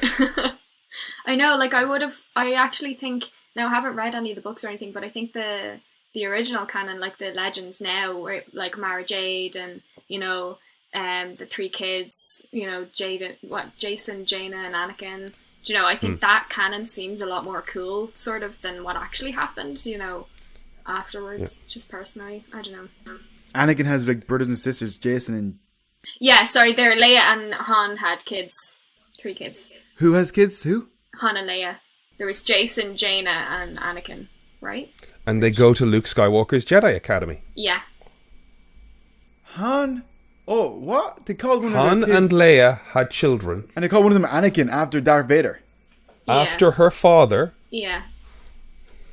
Who blew up Alderaan or whatever. But he Who was went better in redeemed. the last minute. How did he get redeemed? He was facing death and he was just like, that shit stuff I've done. Yeah, I know. No, I know. Ironically, I think it was Jason who Little went... Anakin, you are named for a child-murdering, genocidal... Ironically, though, it wasn't priest. Anakin who went to the dark side. I think it was Jason. There's a whole... Ironic. There is whole, like, extended lore around all of this Yeah. stuff that they then just threw out. Yeah. Who was And- Kylo Ren's parents? Hmm? Who's Kylo Ren's parents? Oh no, this is before he existed. Yeah, Like Han and this is Leia. all like prior to the sequels coming out and being announced. There were these books and expanded lore about what happened to Luke. There was like Splinter of a Mind's Eye between Empire and Return of the Jedi. And you haven't read these, No, I haven't. but you know everything about them. I don't know everything. I just know enough. Well, you could tell me anything and I'll believe you because I don't know anything at all. So it Well, sounds like it's you know true. everything. If you've ever seen like Star Wars artwork with this like red-haired Jedi, that was Luke's wife Mara Jade, and she used to be Palpatine's apprentice. Okay. And then they And fell in love. just out of curiosity, who was killed on Felucia in Revenge of the Sith? Isla Secura. Yeah, okay. The Jedi Isla Secura, Yes. We saw it in the movie, Kev. It's in a movie, yes. To be fair, she's in the Clone Wars as well, but I'm still not finished the Clone Wars. I'm only on season 3. I like Kit Fisto. Oh, he is the best. But then they totally like murdered him in like the war. I mean, like he was so quick to die though. Yeah, he was. That's what I like though. Like kind of like I don't really like. I like the proper first 3 Star Wars movies. I like Yeah. Rogue Squadron or Rogue Leader, whatever that one's called. Rogue One. I don't Rogue know. One. That one. Frequently misspelled as Rouge One, but anyways. What was it? It's frequently misspelled online. People always are like Rouge One. It's Rogue. That's Rogue. Yeah, you don't want to watch Rouge Squadron. That's a completely different movie altogether.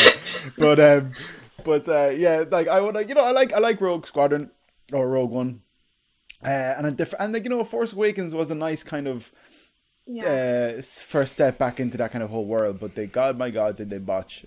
And Solo was kind of fun, but they botched the rest of them so bad. I hate them, and it left a bitter taste in my mouth. And I kind of don't like Star Wars. That's And I a always lovely say- way to bring us into... But I always say, Into I always say, bring out more Star Wars movies, bring out this stuff, because like at the end of the day, I get Star Wars visuals and I love them, and they don't have to be great, and they'll never take away for the first ones. But the last Star Wars movie They're was definitely. I absolutely love like The Mandalorian and the way Ahsoka's getting a live action show, and there's going to be the Book of Boba Fett. I'm really looking forward to all this stuff. Like their Disney Plus Star Wars content is fantastic. I think. You're watching the Bad Batch? No, I can't because I'm only on season 3 of Clone Wars, and I have to watch Clone Wars first before I watch Bad Batch. Aidan, you were going to segue into something there. I was, and I've completely become confused. No, there was a J.J. Abrams quote this week. I think I'm trying to bring us back onto the current news that will eventually get us back to our topic, which was Sweeth Tooth. Yes. But Oh God! I think you some- used the word, Kevin. I think you said bitter, so that would somehow segue into sweet, which brings us to Sweet Tooth. She's on it. She's got it. JJ said, in hindsight on the Star Wars movies, it would have been good to have a plan. Yeah, no shit, Sherlock. He obviously likes Star Trek better, right? I mean, I don't know. I don't know. I think I read a comment, and it said it really well, I think. They said the originals were good movies with a good story. The prequels were bad movies with a good story, and the sequels are good movies with a bad story. I think that's what they said, and I was like, yeah, that pretty much sums it up, I think. Like, with arc-wise, do you know? Because, like, the prequels did tell us a story, do you know? Yeah, they're just bad movies or something, but then yeah. Whereas the sequels are shot really well and really well made, but they weren't maybe thought out in the best and way. They had Jar Jar Binks. You know what? I don't hate Jar Jar Binks because he was only in the Phantom Menace. He was only put in there to keep kids entertained because otherwise it's just political waffling and stuff. So, and he's not in it that much after that. So I don't actually hate him that much. Jar Jar Binks did not only just entertain me, he was also my first kiss. Jar Jar Kinks. Explain. I made out with Jar Jar Binks and sucked on his tongue. Okay. It was. Is this a Halloween costume some girl had, or did you have a beach towel? I don't know if we need elaboration on the subject. No, we do. I was young and I was impressionable and stuff, and I had a bit of exposable income, and I met up with Jar Jar Binks and we made out for a couple of hours. Wait, you mean like actual Ahmed Best? Or No, that would make him a pedophile, which is problematic. This was a oh yeah, I forgot because you're not a Jar Jar Binks head that you would open up, and a candy tongue would come out of his mouth, and you would like just be sucking on. It's just reminding me of Beetlejuice, kind of, for some reason. So Sweeth Tooth is produced by Robert Downey Jr. It's the Jeff Lemire comic book Downey. Being adapted for Netflix, and Susan Downey, exactly, yeah. Jeff Mickle is also one of the producers who directs the first three. It's interesting, is it Jeff Mickle? It's interesting that there's a bunch of people with creator credits on here. When I don't know, it's funny that I guess it required so much adaptation, but Jeff Lemire is in the mix of a whole bunch of other creators somehow. I don't know what the conversation around the story was. It tells the tale, I went into this not knowing anything about it, it tells the tale of a post-pandemic world. Oh god. Where a plague has swept through, killing millions. But not this plague. And as a side effect or a cause, it's hard to work out what was the side effect. I was watching that going, are the actors doing that, or is that a visual effect? I tried to do it when I was watching it. I was like, that's same. Actually quite hard to do. Like the little pinky wobble that is the symptom. Acting during a scene, I was like, fair play. Yeah. Well, my girlfriend thinks she can do it, but she thinks she can do everything. Get it, Amy, you're great. As a secondary thing at the same time as the pandemic, hybrid human-animal creatures start being born as well, and then we kind of transition to 10 years later where we meet. Well, first 7 years and then 10. Yeah. Just to be pedantic about it. You're right. No, we've got to be specific. So we watched the first 2 episodes. Yes. I really enjoyed it. Croí, how did you feel about it?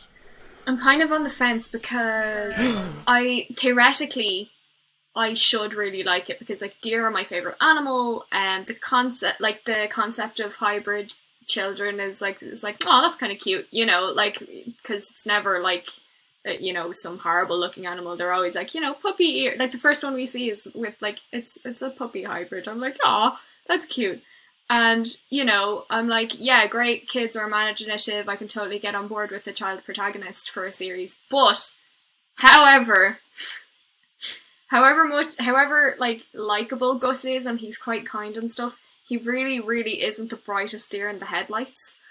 He's like, he makes so many mistakes. I'm like, it's so hard like, if you didn't have cute deer ears and little antlers, it would be very hard to root for you right now. Yeah. Fair. Oh, you're just watching and going, why are you being so stupid? Yeah, because I'm like, you were raised in the woods for 10 years. Your father taught you practically nothing because you should know much better. Like, 10-year-olds, like, okay, maybe if he was still 7, it would be understandable, but 10-year-olds aren't stupid. Like, they're really... I know, I got duped into making out with Jar Jar Binks for hours. Okay, yes. And he was 46 at that point. Yeah, and let me tell you, our hybrid offspring, not cute. Not cute. They were so messes. You're finding his oh my god, Kevin Jar Jar is such a hairy lizard. Who wants to see that? No one. No one. Thank you. Yep. I stepped on them, put them out of their misery. Yeah, all tongue and hair. Gross. Not fungan. So you're put off by his seeming stupidity, is it? You just no, I mean, watching it's him not. make He's mistakes, not stupid. or? Like I do kind of like it. And I'd have learned that children, slingshot's pretty ineffectual. Yeah, I think I'm like, dude, he's got a gun, like, and you're like, do you know, like, you have antlers. At the very least, stab the guy with your antlers. Like, don't sit there and like shoot him with. How many episodes have you watched, Croí? 2. Okay, same, yeah. Those just yeah. I don't know, like, okay, don't get me wrong, I do really like Gus. I think he is very kind, he's quite imaginative, but don't start a bonfire in the middle of the day because you're, like, annoyed. Like, did your dad teach you absolutely nothing? Yeah, I'm quite angry at the dad as well, because he taught him, like, nothing. I'm like, your whole thing was keep Gus alive, right? And then when he comes back and he's sick or whatever, he's like, he tells Gus to make some food, and Gus doesn't know how to make the food, and he's like, oh, you've seen me do it. I'm like, dude, I thought the teach same. Child how to make food. You're in the woods. What if something happened to you? Like, I don't know if he was maybe the best, but he was a survival expert. I mean, he built like that hut out of like practically nothing, and he made it livable. Well, and he was. To be fair, to be fair, I don't know if he's a survival expert. He found a hut, and he seems to be a scientist. Well, yes, that's true. I mean, well, I suppose he made things like work or something. Like he, because it's quite difficult to just go into the woods and just live there now, without power and all that kind of stuff. Like, so he did well, and he was. Do you ever see the movie Hannah? I've heard. Yeah, I saw some of it. Similar thing. Eric Bana runs into the woods with his kid for 10 years and teaches Saoirse Ronan to be a super spy. She's quite competent though. Like, that's the difference. Do you know? Yeah. Like, she can handle herself, but this kid, he sends her out into the tundra to hunt a deer. Yeah, like, she's fine. This kid, I'm like, I don't know. I feel like he should know better. But ultimately, I'm kind of enjoying it. If Gus makes the same mistake of like eating all of their food and medicine again, I'm like, guy, like, dude, you're like, there's not much hope for you. I'm sorry. That drove me mad as well, like, because it was like, there's no way he doesn't know not to eat all of his food. I know. I was like, what? Because that was his animal instinct. It was an animal instinct, was it? I don't know. So you're a little frustrated by silliness. A little bit, but ultimately, I mean, it's enjoyable. That sounded like a lot more harsh than I intended it to be, I think. But yeah, I just think that he would be slightly more competent than he is being shown to be. Do you know? Kev, how are you finding it? I know. I think that's a very valid, fair point. What do I think of it? The guy, his dad. I'm a little bit disappointed with his dad because I think he didn't really like give him enough worldly knowledge, and then like his dad disappears and comes back, and it was just kind of like. I don't know, it's just like, now you're sick and dead. Like it's like, we don't have any context of like how he got the virus or how he died, and to a degree, like, it's just like he came back. And also, what, like, if I had a kid and I was in the fucking wilderness and shit, and I told a kid, hey, go off there and like cook some eggs because I'm just going to quietly die here on the bed, I'm perhaps going to muster whatever energy I have and walk away from the house so the child doesn't have to deal with my decaying, rotting corpse. Yeah. I mean, he wasn't the most considerate. Like, ultimately, all of my problems with Gus stem from the dad, so it's not Gus. And I feel like he's going to have more character growth, probably. Finally, he's stepping out of that box that his dad put him in, and he's not going to be so naive by the end of it, probably. I feel like that's the journey that they're probably going to go with. Yeah, it's full circle. It's like, he's stepping out of the box his father put him in by putting his father in a box and burying him.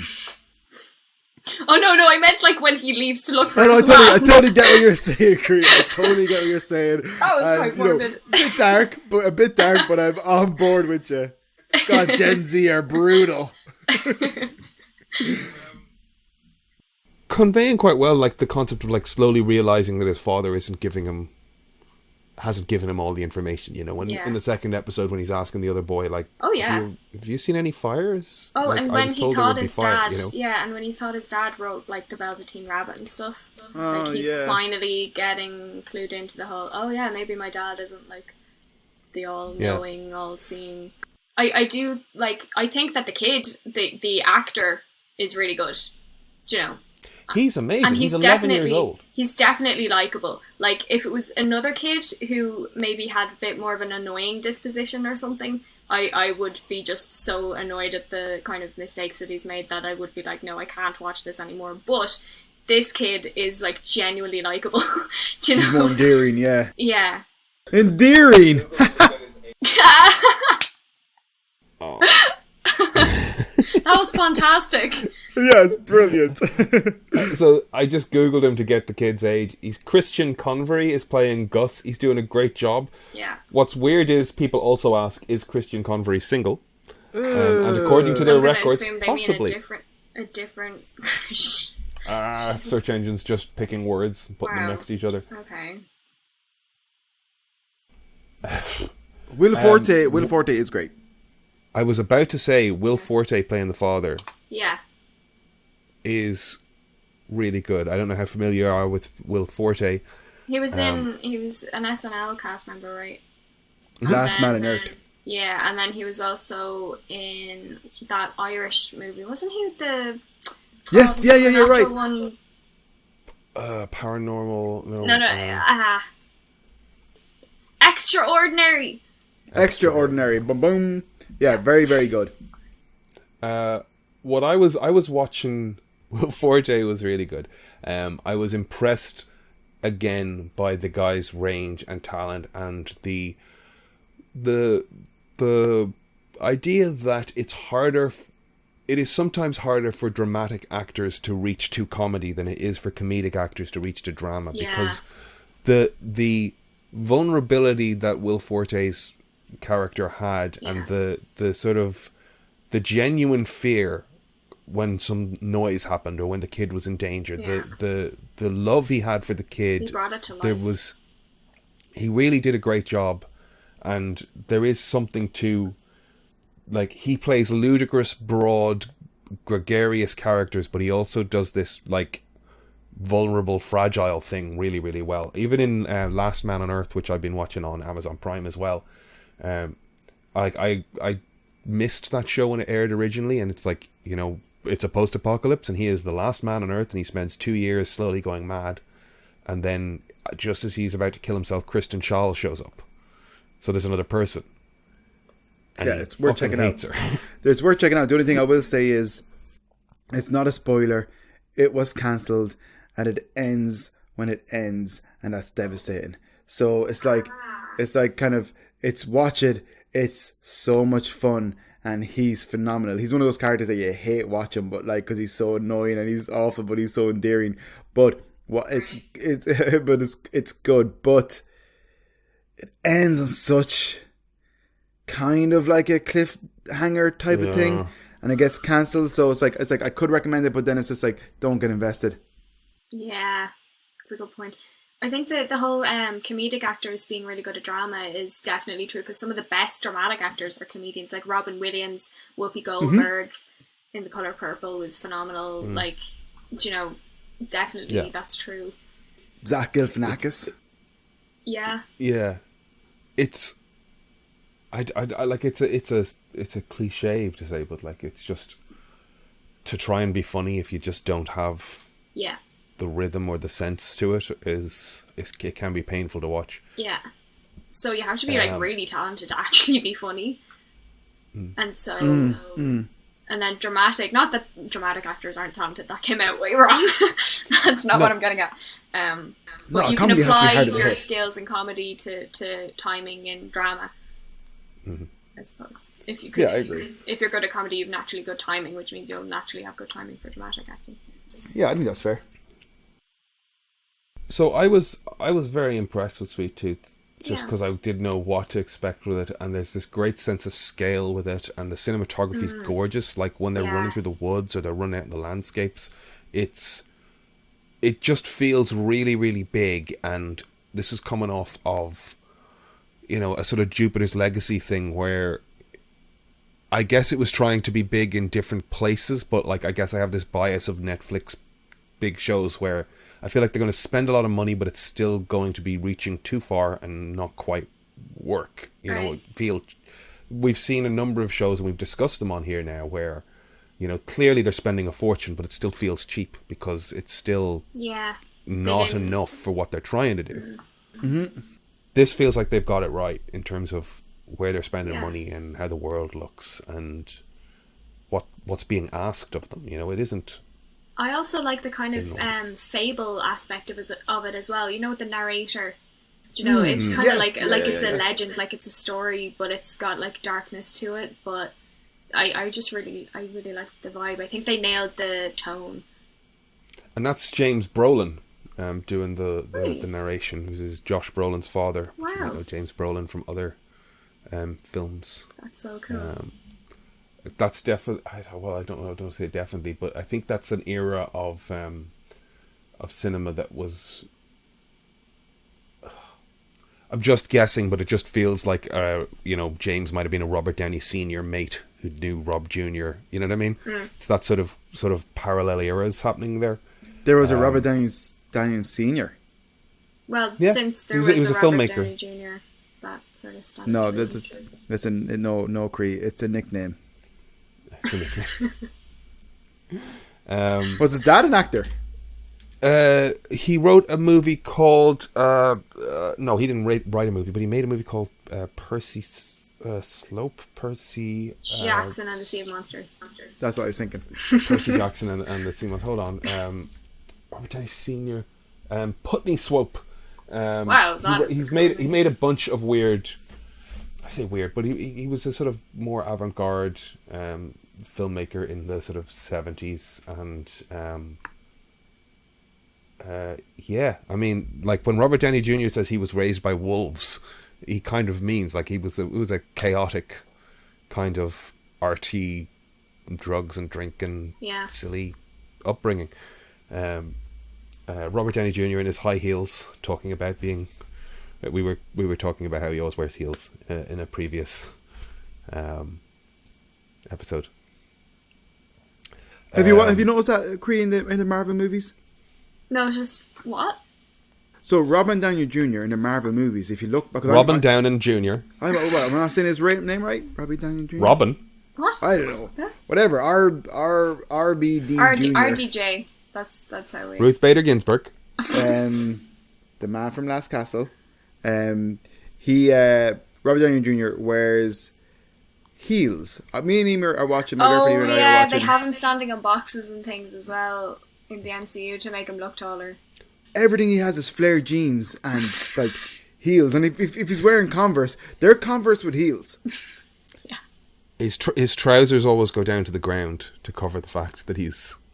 I mean, he's not absolutely tiny. He's the same height as me. Yeah, like it's not just because he's not a 46-year-old dwarf. Yeah. Just because he's not like I don't know Jason Momoa or something like. Yeah. The problem is he's on screen with Jason Momoa types. Like, how tall is Hemsworth? Yeah, but Hemsworth, in fairness, is a god in those movies. Like, and Captain America was, like, induced, like, had a serum put into him that made him tall. So it's actually not that, like, horrible of an idea to have, like, a normal-looking sized person next to them. Because it's like, well, yeah, it's realistic. Normal people exist, too. How tall? We said Michael Downey Jr. was 5'9". Who was the other person you'd mentioned there? How tall is somebody? Did you just say Michael Downey Jr.? Yeah, I did. Yeah. Robert Downey Jr. Who was the other person you mentioned there? We were talking about Hemsworth and Evans. Evans, no, but there was somebody else you mentioned.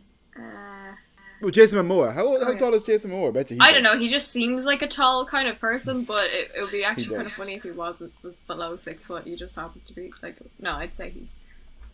He's 6 foot something. Yeah. So, what are your thoughts? 4. Like, Sweeth Tooth has grabbed me. I think it's great. I like the tone. I really think the running around the landscape is very joyous and entertaining. I do want to see where it goes. It's dear to you. It's dear to me. Anytime you see him at night and he has the little I love the that. nighttime eyes, I love that that's so creepy and fun. The deer coming out of the woods behind him in episode 2, that was odd. Like, does he call wildlife to his aid? Does he have the power to summon the woods? It must be the bridge. It must be kind of the thing of like the pandemic. climate change and all that kind of man doing shit things. It's just like, it's kind of like Mother Nature, like how can I make man care about things other than man? And it's like, make them hybrids, make them be connected to animals and all that kind of stuff. And I think the animals have like a sense of protection over him, the deer, because they're like, you know, it's one of their own.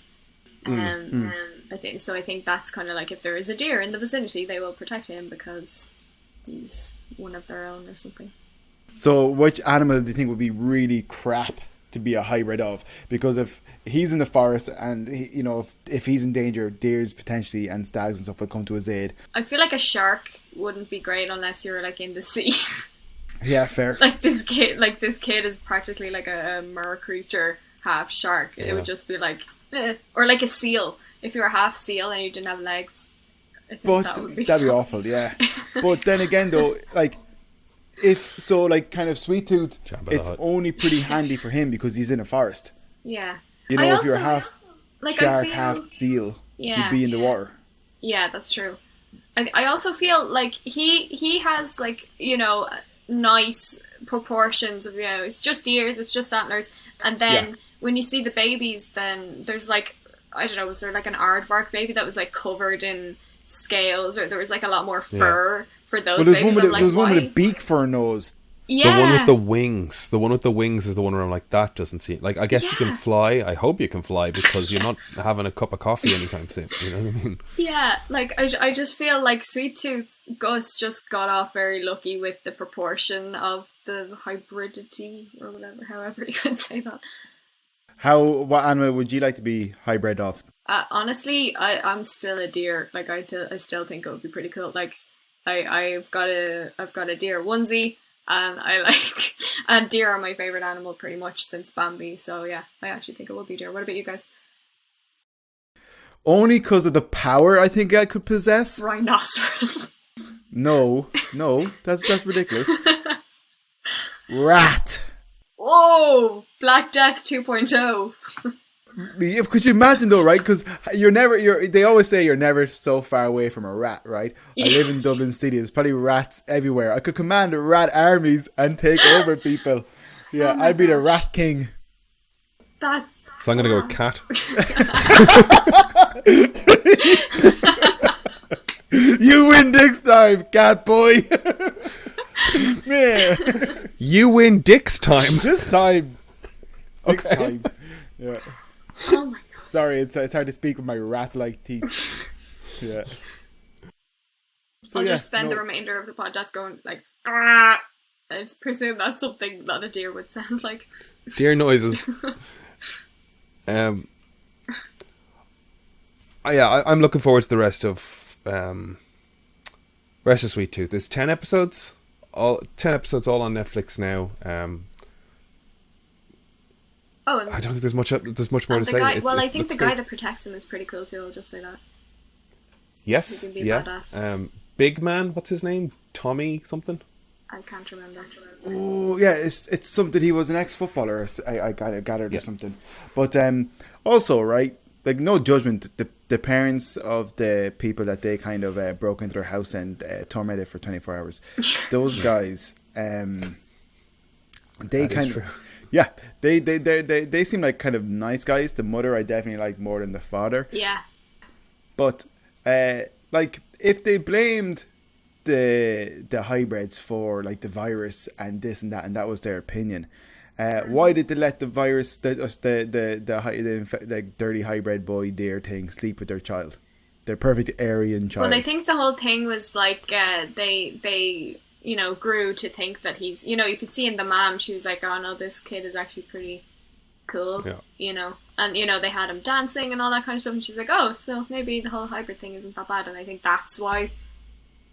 That's what I thought. They weren't extremists. No. They didn't get involved with any of the groups. Wary, they didn't go whatever. They were a little wary. Yeah. It's probably how they just kind of explained this to the child, essentially, that, like, you know, this is going on, blah blah. That fight scene outside I thought really cool with the bear trap and stuff. Awesome. Yeah. That guy can handle himself. He's like really cool. I'm curious what the meds are that got consumed. Yeah. You know, like, and what about that scar thing? as well. Yeah. Like, Is it just painkillers? Yeah, it must just be a football injury. I know that sounds really funny, but it's just vitamins. That would be an amazing plot twist. It's just like. But also, like when he ate the guy's medication, like obviously, like kind of by the age of 10, I'm not eating random people's medication. Yeah, that was not Well, the smartest. yeah, Although he was brought has up, he never in, seen like, medicine? completely isolated. But would you not, like, even, like, you know, I grew up in the country and we're told not to drink things from bottles, even if it looks like a 7-Up bottle, because it's probably the shed and it's petrol. Don't drink petrol. But the whole idea was, don't eat things that, like, and drink things that aren't yours, you know? Yeah. Certainly if it doesn't look like sweets or whatever, and you would know? think after being brought up in the woods for 10 years, you would know about food conservation. Do you know, like, not eating everything all at once? But maybe kind of like, because I kind of get a little bit of X-Men vibes from this type of thing, you know, like the next stage of evolution, you know. Yeah. But maybe as he hits puberty, like, or he's entering puberty and stuff, his animal instincts will become a bit more like prevalent or controllable. And at this stage of his life, he just, like, you know, it's food, he's hungry, he just can't stop himself then, you know. But maybe kids would do that. Like, didn't that happen in the Goonies? When did they? Oh, I haven't seen the Goonies in ages, even though I love it so Did they much. eat? Did somebody eat all the food? Oh, Chunk, when he was in the ice cream fridge with the dead body. Yeah. Really funny. Did he? I can't remember. Yeah, I can't remember. But, you know, kids will eat their way out of their emotions, I'm pretty sure. Or, like, actually, it was so sweet when he gave Sloth the Babe Ruth. That was really nice. Anyway, sorry, go on. So I'm into it. Kev, I think you are too. Yes. You were assigned this, Creed. Do you think you'll watch the rest of them? I like it. I think I might continue it. If, like, do you know, I just hope he doesn't continue eating everybody's food and you know, using that that godforsaken slingshot, because that does not work, dude. Just give it a rest and stay hidden. That's the better policy, I think. If he learns, I will probably be more on board. I do like him. It sounds like I absolutely hate his Gus. But the podcast just leveled up a bit. These jokes are phenomenal. Thank you. Yeah, it's excellent. That's what we were lacking for so long. Yeah. Yep. Thank you for also going close to the camera to emphasize the phenomenal. But yeah. Hopefully he learns that the slingshot isn't good and just makes with the murder. Get bludgeoning. You know, you're a hybrid deer thing. Get a big old stick. Start bludgeoning, man. I mean, I'm curious to see where. I don't know. Okay, like this. The discussion about Sweeth Tooth has been a little disjointed as we went into the second hour here, so I'm trying to remain or put a little structure and round us out of it. But at the same time, I am curious to. The narrator says each story begins at the beginning, and this is where this person's story begins. Yeah. So, the person that's taken up residence in the zoo, Amy. That's probably 6 months after pandemic, so it's 10 years. We're watching her 10 years in the past. I thought that time. When does the doctor? Passed. Yeah, I think a lot of time passed when she was quarantined. Going. Do you think she spent 10 years in that building? I mean, I wouldn't. Are we watching her establish the preserve for which he saw the flyers? Perhaps, actually, yeah, that makes sense. So at what stage is the doctor around? Do we see him as a good man, but by the time it's with Sweeth Tooth, he's a monster? Because he has to get the cure out of these hybrids? That's a good point. What's the timeline happening? Oh, yeah. I know what you're saying. Like, every story starts at the beginning, and this is where his story starts. But it doesn't mean that these things are at the same time. So the way I imagine it is, I would say Sweeth Tooth kind of say with Big Man, it's now. The doctors, the lady having the cancer and the doctor having taken over her work is now. And I think the lady in the zoo getting the baby might have been in the past a little bit, but she's in the zoo now. If not, yeah. But when does she get the baby? This is full supposition stuff, right? Society is still slightly holding itself together. Oh, I don't know. Maybe she said how long she was providing medicine for the doctor's wife. Did she say, I've been giving you medicine for the last 10 years? I can't remember. Oh, I think because there is an angle where like he can't, like when he's presented with what he has to do this research, it makes me think it's going to be taking advantage of these hybrids children. Yes, I think and extracting or torturing them in some way. Yeah. And if it didn't work and his wife died and it's 10 years later and he blames the hybrids, that's how you end up with this sort of radicalized sect that wants to hunt them all down a bit, I think, you know. He's the guy who's providing the medicine that keeps his sect people from catching the virus. Yeah. But also further pushing them to hate the hybrids. Yeah. I'm overthinking it. Yeah, it's a good point, but then the woman could have been doing that at the same time as well, and he just needs to carry on. So it's like there really is no way to know unless they actually say in the dialogue how long this has been going on, because that work was her work as well, to start off with. So we don't know how far along that journey she does say at what point. Yeah. She says, I've been giving you this for your wife for X amount of time. Yeah. Gonna have to revisit that. Yeah, and they said like, oh, how like, you know, what's the distance between, say, treatments now? So, you know, potentially it was more potent in her system X amount of time ago, so she'd only need like 2 shots a year. Then it became 3, 4, 5, and now it's every 30 days or whatever, you know. I like that it's got, like, I don't know if anybody saw Where the Wild Things Are, Spike Jonze's Where the Wild Things Are. It's got some of that in terms of the, like, cinematography, the look of it, the sort of golden hour sunlight. I think I prefer it in Sweeth Tooth. I think Sweeth Tooth works better than Where the Wild Things Are for me personally. Mm-hmm. I think Where the Wild Things Are is, like, a lovely experiment of a movie, but it didn't really connect. Yeah. Emotionally. I didn't really like the kid at the end of it, or it didn't, you know. Yeah. Whereas Sweeth Tooth looks lovely and I like the kid. You know? Yeah. I was going to say something there. Yeah, well, what was I going to say? So, moving us on, Sweeth Tooth is there. I'd recommend Hannah, if you haven't seen it. I haven't watched the TV series. There's a TV series that is... Okay, that's good to know. Yeah. Hannah came out in 2011, I think. The movie? And then there's 2 seasons of a show on Amazon. Is it still with Saoirse Ronan? I think I've got a... Yeah. I think I remember it was someone else. It's all coming back to me now. I remember I was going to say, you know when you're watching it and the narrator's just like, and this is where their story starts. I'm like, what? I thought their story started like 10 minutes ago. I know, you just gave a flashback of when Gus was a child. Yeah. Like, you literally started it before now. Yeah, and like, how many times is Gus' story starting? I felt like he said that about Gus more than once. I'll have to rewatch that. Yeah, anyways. Yeah. The narrator thing really puts me in mind of Pushing Daisies, which was a TV show that ran for 2, maybe 3 seasons. Punching Daisies? Pushing Daisies. Okay. So there's a Lee Pace, Ronan the Accuser, plays a pie maker with the ability or curse. Anything he touches dies. Any living thing he touches dies or comes back to life. But if he touches it again, it dies again. My death touch. Wow. So if he touches again, it dies again. And he like... I could just imagine someone just going... But it's only like, it dies again forever. Oh, okay.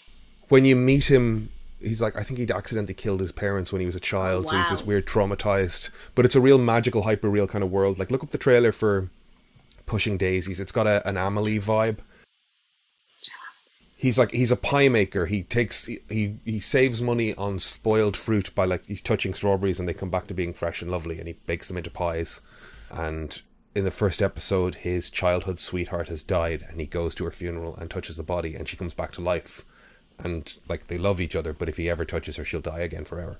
Oh, that is a dark concept. And then they try and solve crimes and mysteries, I think. It was a very silly show. That would actually be a great show to make during the pandemic, because you don't need social contact or anything. Kristen Chenoweth is in it as well. It's a good show. Next week, I think Infinite is going to be out. Oh wow! Wow, really? It's going to be that is a Mark Wahlberg kind of Highlander type of film. Okay, yeah. I believe Brian will be back at that point, so it won't be part of your homework, Croí. Thank you very much for guesting on this week's episode. Thank you for having me. I know I can we will ramble. be. I know I can ramble, so thank you. Not at all. Nope. Not at all. More than welcome. It's absolutely what And we need. Yeah, we'll definitely have you back again. Thank you. Yeah, I really enjoyed it. Is there anything else in the pop culture, cinema, media, news world, or otherwise that you guys want to mention before we finish out the? I was going to say Loki. Yes, that's Wednesday. Holy isn't it? God! Yeah, Loki's yeah. Wednesday. Yeah. Yeah. Oh, I'm looking We're forward back to that. our Marvel format. You know, I'm low key looking forward to it. Oh, God. She's brilliant.